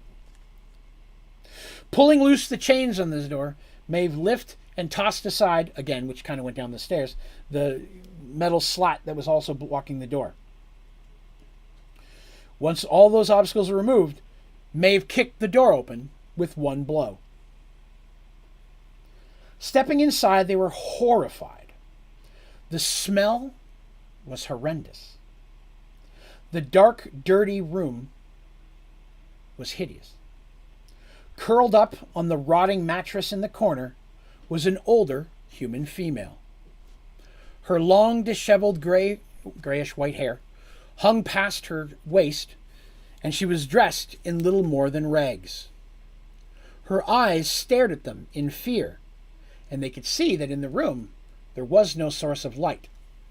Ran is carrying a torch. I need to point that out, because Artis and he do not have infravision. Artis approached the woman slowly. She kneeled next to her. The woman, kind of hesitates back. There's nowhere she can go. She's in a corner. And Artis gets down next to her and says, "My name is Artis Heriton von Westen, and I'm a princess of the Kingdom of Serenity, and a cleric of Zorn, God of Truth." The cleric stuff's pretty obvious, but she is covered in some blood and things too. "We have come to rescue you. The king is dead, and Princess Soraya has fled the kingdom." The woman stared at her a moment in disbelief, and then tears came to her eyes, and she lunged forward, wrapping her arms around Artis. "Thank the light," is all she could say through her tears. There was no time for introductions. Artis said only that the castle was ablaze and that they must flee quickly. The woman understood and rose to go with them. She was so thin and weak, she almost fell immediately. With no time to spare, Maeve scooped her up effortlessly, and immediately they began journeying back down. By the time they reached the bottom floor, the castle was almost completely engulfed in flames. They rushed up to the parapets of the outer wall, fighting past the blaze. When they could go no further, Ran tied off a rope to some nearby stone. Down was their only way out. It wasn't easy, especially getting the lady down with him, weak, couldn't hold on to a rope. But finally, they all managed to reach the ground outside, and began making their way away from the wall and around to the front of the castle. Moving away from the wall because even with the stone, things burn, crumbling. It could start falling over. Things could fall off to them. They're just being careful. They go in the front gate. When they finally made their way around and arrived, they were relieved to find Kip and Petal waiting for them. Artis did what she could to see to the worst of their injuries as they helplessly watched the castle burn. No one else fled the keep. There were no other survivors. So that they're watching, right? Was there anybody in there? Someone made the food. Who was doing that? Was it the clerics? Right? Somebody was in there doing things. But no one else comes out. So whether it was minions of Soraya or shadow creatures inside of a form that were doing some of the things they saw, no one else comes out. Nor do they see any signs of shadow creatures moving or anything. All they see is the whole castle ablaze. Now, the woman, obviously, even though all this is going on, they can look at her and tell her that she's starving. They immediately get out of their own packs a little bit of food and water that they have. Someone that's starving, they just can't gorge themselves. It'll make them sick. So they help her drink slowly and take a few bites of the food to get some food into her stomach. She's going to need some strength. Petal took a moment to speak to the woman and asked her identity. "Hey, who are you? We're glad you see you're safe. It's really nice to meet you. Hi, I'm Petal." Introduces everybody. "I didn't catch your name. Who are you exactly?" They were all shocked, a little amazed, to find out that she was, in fact, Queen Anella, the king's second wife. It turns out Anella, a young woman when married the king, so I want to point out, while she looks like she's really not. The 20 years, if not a little less, but the years, decade plus, that she spent in that room, barely fed, barely given anything to survive, has just physically made her look like she's aged way, way more than her actual age is. She was also a follower of the light. Not a cleric by any means, but a devout follower of the light. And realized very soon after their marriage that there was a darkness in Princess Soraya, who at the time was just a child. She, of course, went to the king to make him aware. The king was torn. He loved his new wife dearly, but he could not turn on his own daughter. The queen quickly... Oh, Ashley called it? Good job, Ashley. Jim says Ashley called it. Good call. The queen was already loved by the entire staff and the citizens of the people were so happy to have a queen again, but she was one of them, right? She was a local that was taken as queen. She was not a noble, high-ranked noble of birth, but she was just a wonderful person. So everybody seemed to love the queen. Fearing this growing influence, Soraya convinced her father that she was going to turn on Soraya. She was going to have the citizens hurt her or exile her or so on and so forth, maybe even take the throne from him in order to punish the daughter. The king was convinced by Soraya, but even though he was convinced to turn on his new wife, could not bring himself to kill her. And so he had her locked up in the tower. Now after that, of course, as things became what we know they to be, Soraya probably could have very easily had her killed at that point, but it was almost as if Soraya took a little bit of joy in the fact that knew that she was up there abandoned to her loneliness.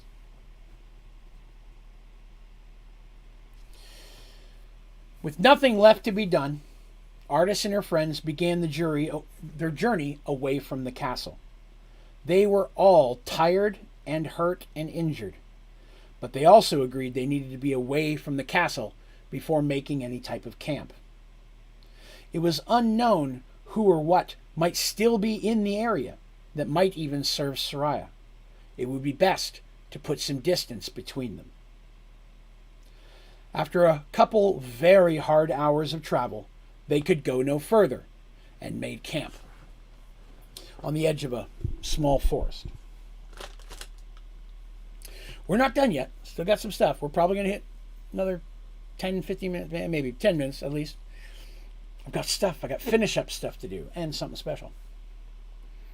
But first I'm going to read this. Hours later, before the sun had even rose, Ran sat alone a ways from the camp. Though tired, he could not sleep. There was too much on his mind.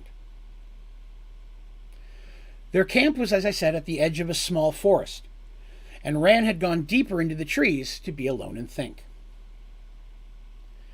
When he heard the footstep break the twig, his hand quickly moved to his sword, but he relaxed quickly when he recognized Kip's footsteps. Standing, he stood to face his friend. "You did well today," Kip said, smiling. "You didn't hesitate once. You did what you had to in order to protect them." Kip walked closer so as not to raise his voice and risk waking the others. Even though there's a ways away, you still don't want to be yelling out in the middle of the woods in the middle of the night. "Thank you," Ran replied nervously. "I know your help has taught me much."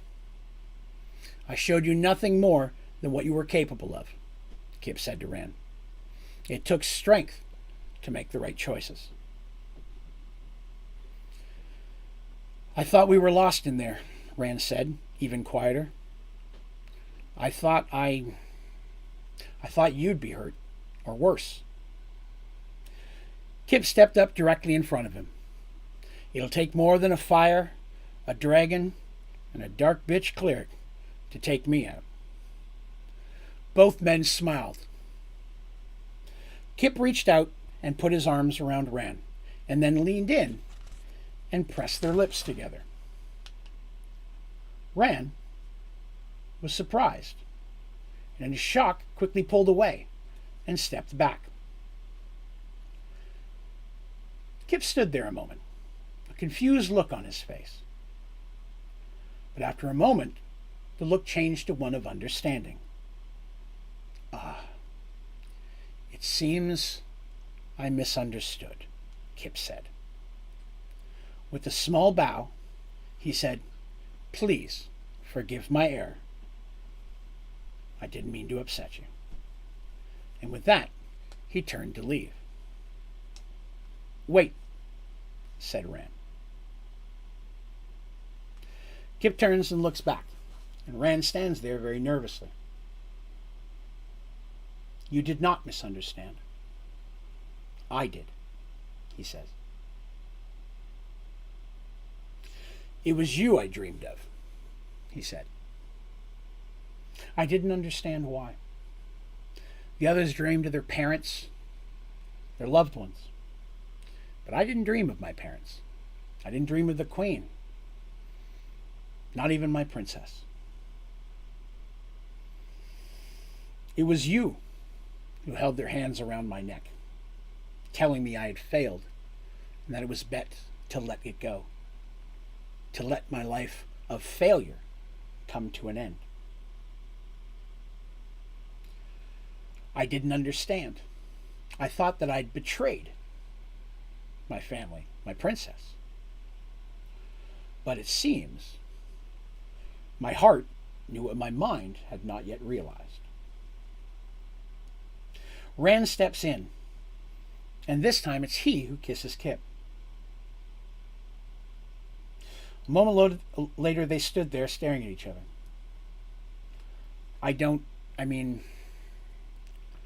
I've never... Rand's clearly nervous. And Kip takes his hands. Don't worry, boyo.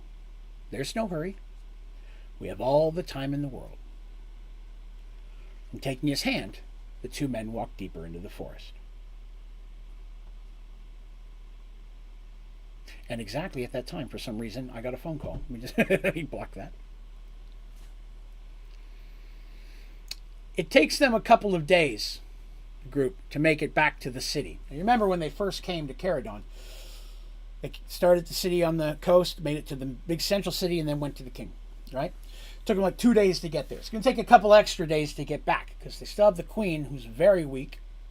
Fortunately, even though she's super thin and everything's really big on her, Artis has some clothing that they can dress her in, some rather regal stuff that Artis brings with her in case she has to look princessy for a reason, right? She has a couple outfits like that back on the ship. She's not worried about it. But, she always has one with her in case they'd gotten to this castle and she had to come out dressed as a princess and kind of hide the fact that she's a cleric. Clerics don't like to hide the fact that they're a cleric. Especially a cleric of truth. But there's also understanding. There's also white lies. There's a line there. You got to be careful. Once they reach the city, very quickly the news spreads. Not only that heroes that had come through, because remember, they were a little bit of a big deal when they came through there. Not only have they returned with the queen and news that the king and the princess were dead. Because that's the story that they tell. That the queen tells. They don't dispute it. They don't actively say it. But the queen says, probably for the best, that they say it that way, because if they know Sarai is still out there, that could be an issue. All of them agree there's not a lot of likelihood that she's going to come back here. Everything that she built up and was working on is kind of gone away at this point.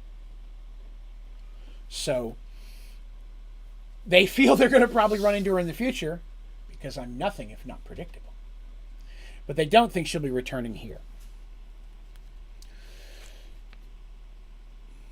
So the queen's, the way as she tells the story, is that both the king and the princess died, saving her defeating Barthelmess. So that's the story. That Barthelmess had cast a spell and had locked her hidden away, and the king didn't know. And when the king and the princess found out, they fought their way up to get to her. I did forget to mention one thing. My goodness, I feel horrible. I had it written down and I skipped right over it. There was clearly not time for looting in the castle, right? It was on fire. So they didn't search and find any treasure or any loot. They didn't run off with some gold coins or a chest of gems that they found hidden somewhere. They really had basically nothing of noteworth from the castle except two things. One, the book that Petal has in her pack. She still hasn't told anybody what it is. And Maeve had taken the king's sword. Picking it up, she realized it was of exceptional make and could tell that it was the sword that was hanging over the fireplace that was recently taken. One who had a name. And I have the name written down. I can get that for you if you want it. But the name that meant giant slayer. And so she does take that sword, which for her, as I've mentioned, is a big one-handed sword, but would be a two-handed for a regular person. So they do have that sword. That's the only other loot that they walked out of there with. I wanted to make sure, now that I remembered, I forgot that, to bring that up, because that, in case it pops up in the future, I'm like, I don't remember him saying he didn't take that. She did take the sword. But that's the only thing they pulled out of there.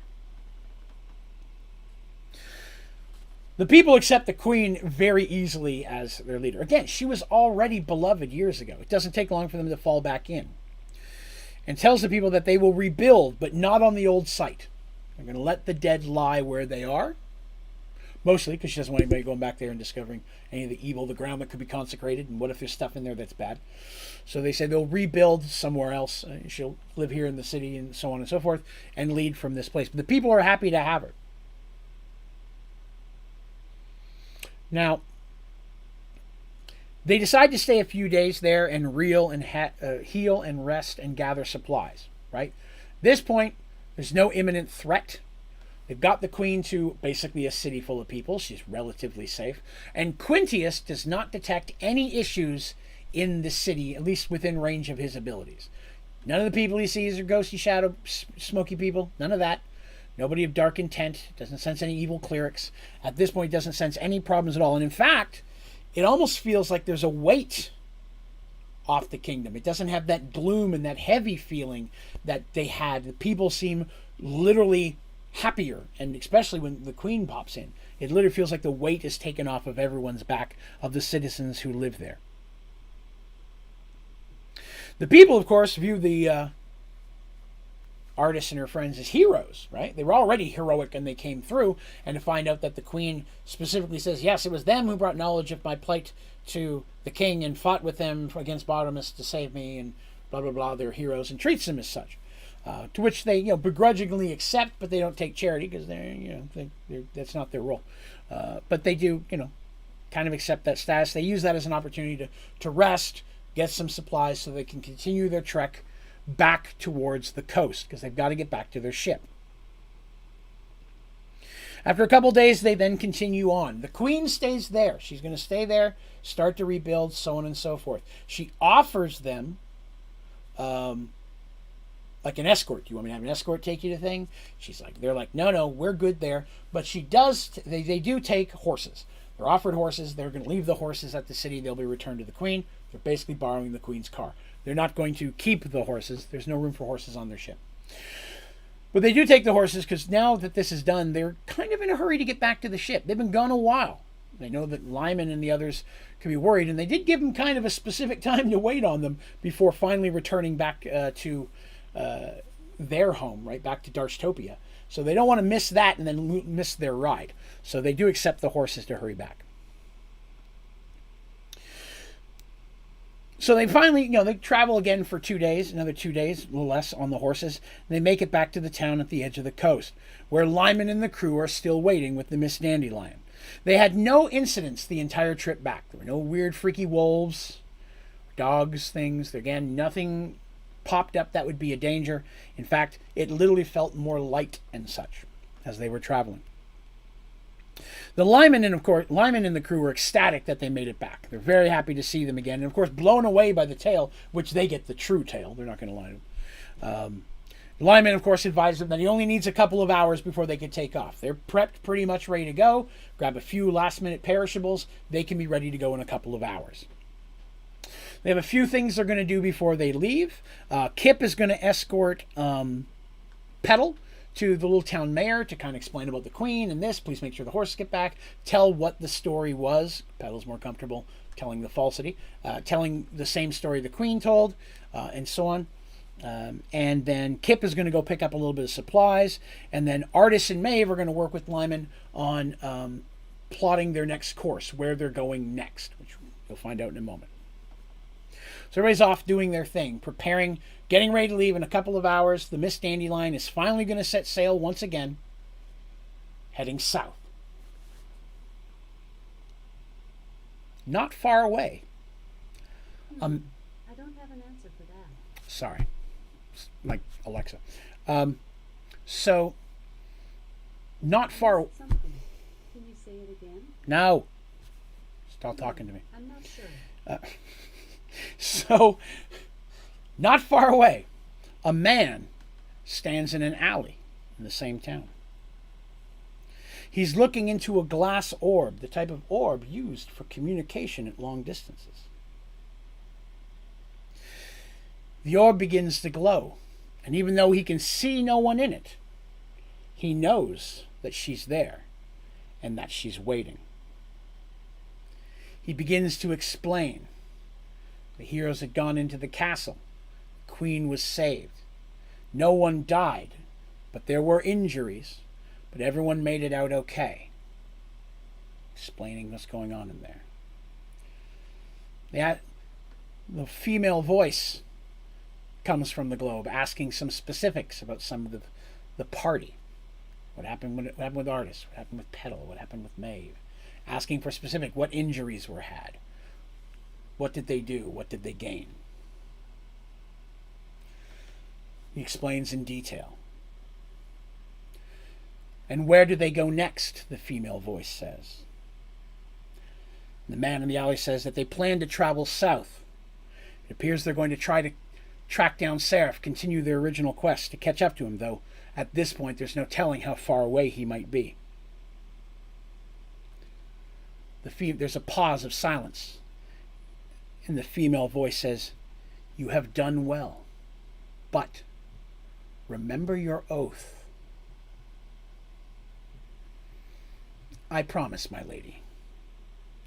I promise you the rose, that I will bring her home safely." The globe goes dark, and Kip wraps up the glass ball in some cloth, tucks it down deep in his pack, hidden within his other clothing. Taking his pack and sliding it over his shoulder, he leaves the alley, returning to the ship that's preparing to leave.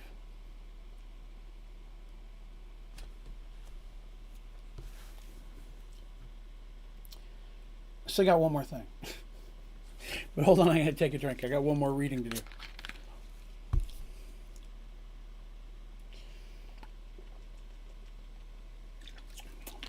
And Ashley, that was the thing. Okay.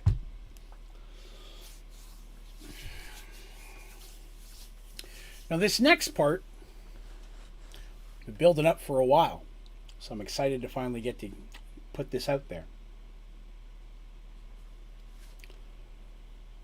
The blizzard's winds blew hard across Serenity.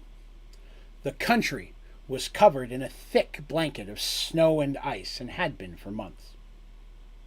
This is, by the way, a short time later, but very far away. In his small cottage deep in the wood... hang on a second. Cool. I like that. In his small cottage deep in the woods, Tevin placed another piece of wood on the fire. It was warm and comfortable inside, and he had more than enough supplies to make it through the winter. Even still, his friend Draven did visit every couple of weeks to check on him. He sat back down at the table to continue his carving. He was getting pretty good at it, and was proud of the detail of the bear he held in his hands, wood carving. Standing there, suddenly, there was a hard knock on the door, and he rose surprised. Draven wasn't due for another week, and no one else but Kelvin ever visited him out here, because he lives way out, doesn't get a lot of visitors. Kelvin, the cleric, is his friend. They're good friends as well. But Kelvin wouldn't be out in weather like this. Kelvin's no fool. He slowly made his way to the door and cautiously opened it. Standing there, covered in heavy furs and snow, was Kat.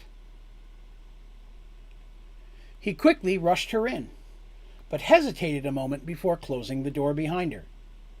He looked out into the dark and windy snow ahead of him.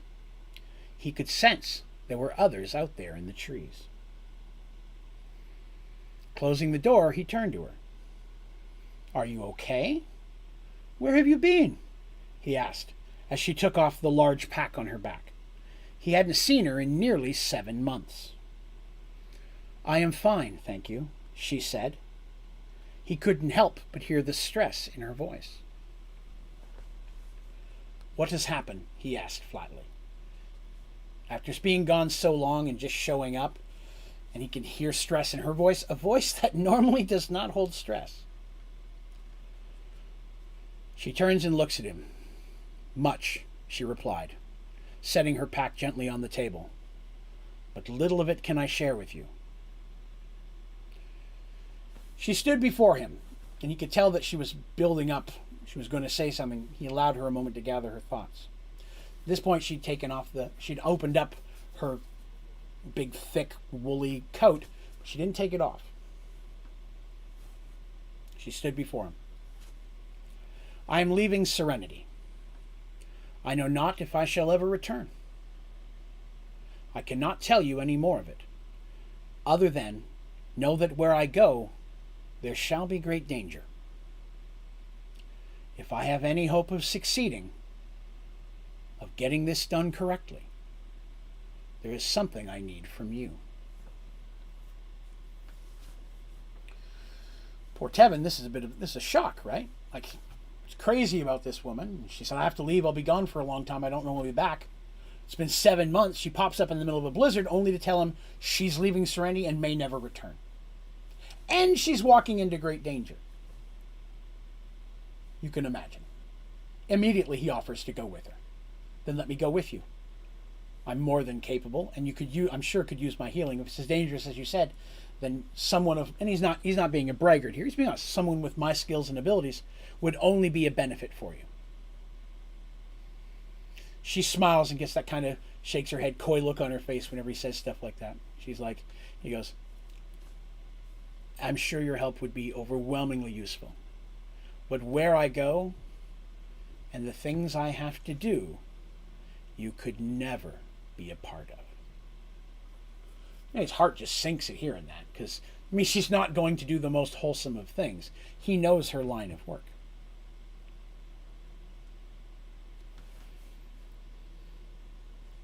Then what is it you need from me? He asks. So he's not mad, but he's hurt at this point. If I can't know where you're going, you may never be back, you won't tell me what you're doing, you won't take with me, what is it that I can do for you? I need you to protect something, she says. Something more important to me than anything else in this world. There's no way I can go and do what has to be done if I have to worry. He's like, well, of course, I'm happy to. If there's anything I can do, because he's in love with the woman. If there's anything I can do, and that's about all he gets to say before he hears a sound. Tevin is a woodsman. He comes from a race of people that I call tribals, groups of Mergeworlds that are somewhat close to what you might call like a Native American style of living. And so he's from that group, born and raised of the woods and such. He has moved silently. So when he dresses very much of that way, even though his leathers are tinted the light blue of that of a cleric of healing. The first cleric of any god for his race of tanned or skinned people. And as such, even in the many years he's been alive, because you'll remember, Draven's friend, he's been alive longer than it appears because of the way time moves, and Draven has basically used him as a juice box on certain occasions. It's prolonged his life, so he's, still fully human, but he's aging a bit slower because of that. I know using Draven, using him as a juice box. I don't know why that came out like that, but that's kind of funny. I'm going to remember that. He's very competent and very knowledgeable. So he knows the sound of any animal that would ever be in this area. And he knows that the sound that came from her pack was not an animal. She turns, Cat, and unties the bundle of heavy furs and opens them And Tevin can only stand there in pure shock at the baby wrapped inside.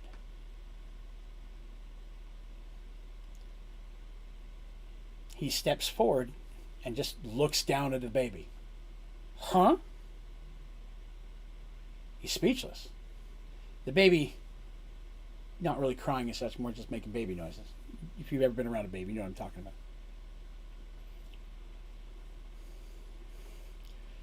And he just stares at this little baby that can't be more than a month and a half old, tops.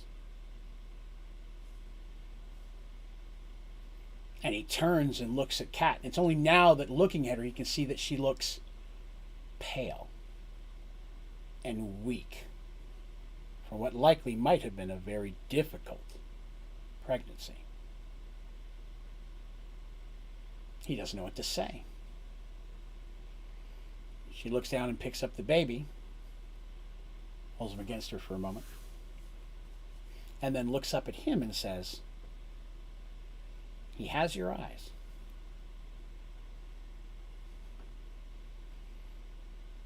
Slowly, she hands Tevin his son.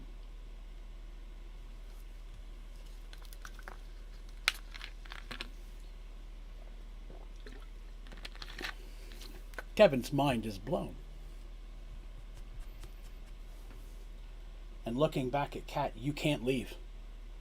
Not like this. Not with him.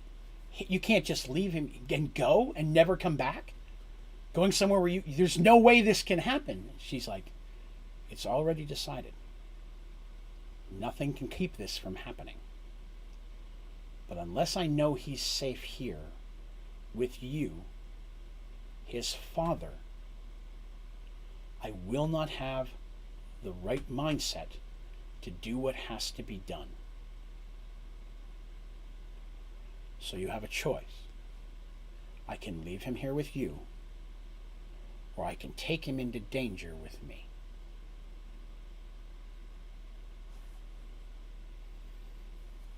What kind of choice is that? Tevin can feel tears rising in his eyes as he looks down at his son.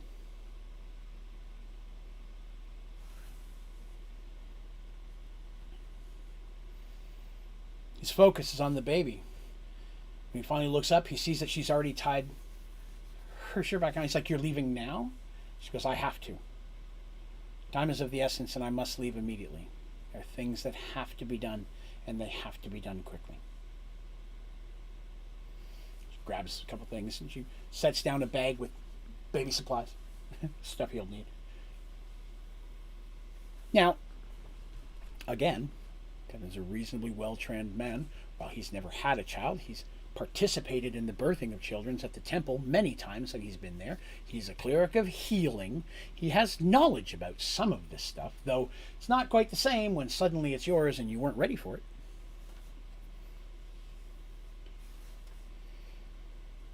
And he can barely whisper, "Please don't go." And for just a moment, it's almost like her mask cracks. And she too just gets a look of just pain. Just for a second, she regains her composure. "I must," she said. "When he's old enough, just promise me. Tell him I did this because I loved him, and it's what was for his best." Tevin goes to speak again. She opens the door and the wind blows in, and just instinctually, he turns to hide the baby from the cold. She smiles at that instinct, seeing him already. His first thoughts is to protect the baby. And with a nod, she walks out and closes the door behind her. He steps to the window and looking out, sees her moving towards the trees. And then sure enough, from the trees, he sees more shapes like hers, the big bundle in the furs, moving as 3 or 4 figures start moving into the woods. She's not alone out there. But who the others were, she can only guess. Tevin looks down at the child in his arms and realizes she never told him a name. Carefully goes over and looks through the things she's left, but finds no paper, no scroll, nothing. No notes. Aha! Then it popped up. Jim asks for the baby's name. He's standing there holding his son that has no name. And Tevin, honestly, for the first time in a very long time, has absolutely no idea what to do.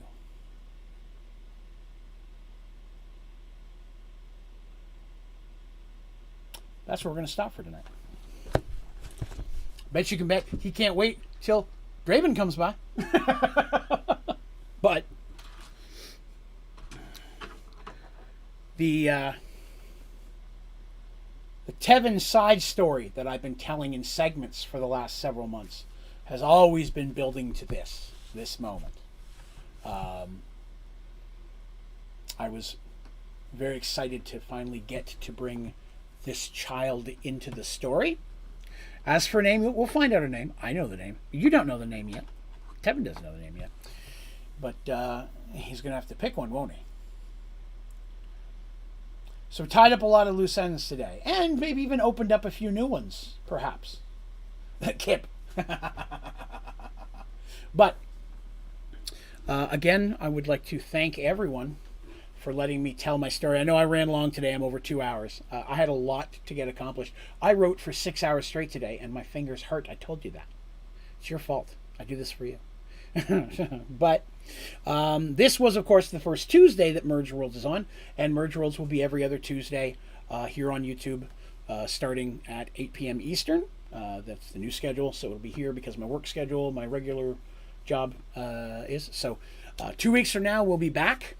And I can tell you we'll be continuing the saga, but time might move forward just a smidge. Maybe a small space between where we leave off now and where we begin next time. Okay? But again, I'd like to thank you all for all of the love and support that you give Mergeworlds. It means a lot to me, and it's awesome to know that it means a lot to you guys too. If you are watching this, either today, tomorrow, or 10 years down the road, it'd be awesome if you'd consider hitting the like button. And if you're new here, be sure to subscribe. If you have iTunes, Spotify, or any of the podcasting, it would also mean the world to me if you wouldn't mind taking a moment and giving us a follow over there. Throw us 5 stars, thumbs up, and take a moment to give a rating if you can. Or not a rating, a review. That would also be awesome. Just trying to grow the Mergeworlds family to as many people as I possibly can. But hopefully I gave you some things to think about. And hopefully you'll come back in 2 more weeks where we step into the next phase of the Mergeworlds saga. I'm excited to continue the story. With that, I will bid you all a fond adieu. I hope you have yourselves a wonderful evening and a wonderful rest of your week. And I hope to see you again very soon back here in Mergeworlds. You guys have a great day.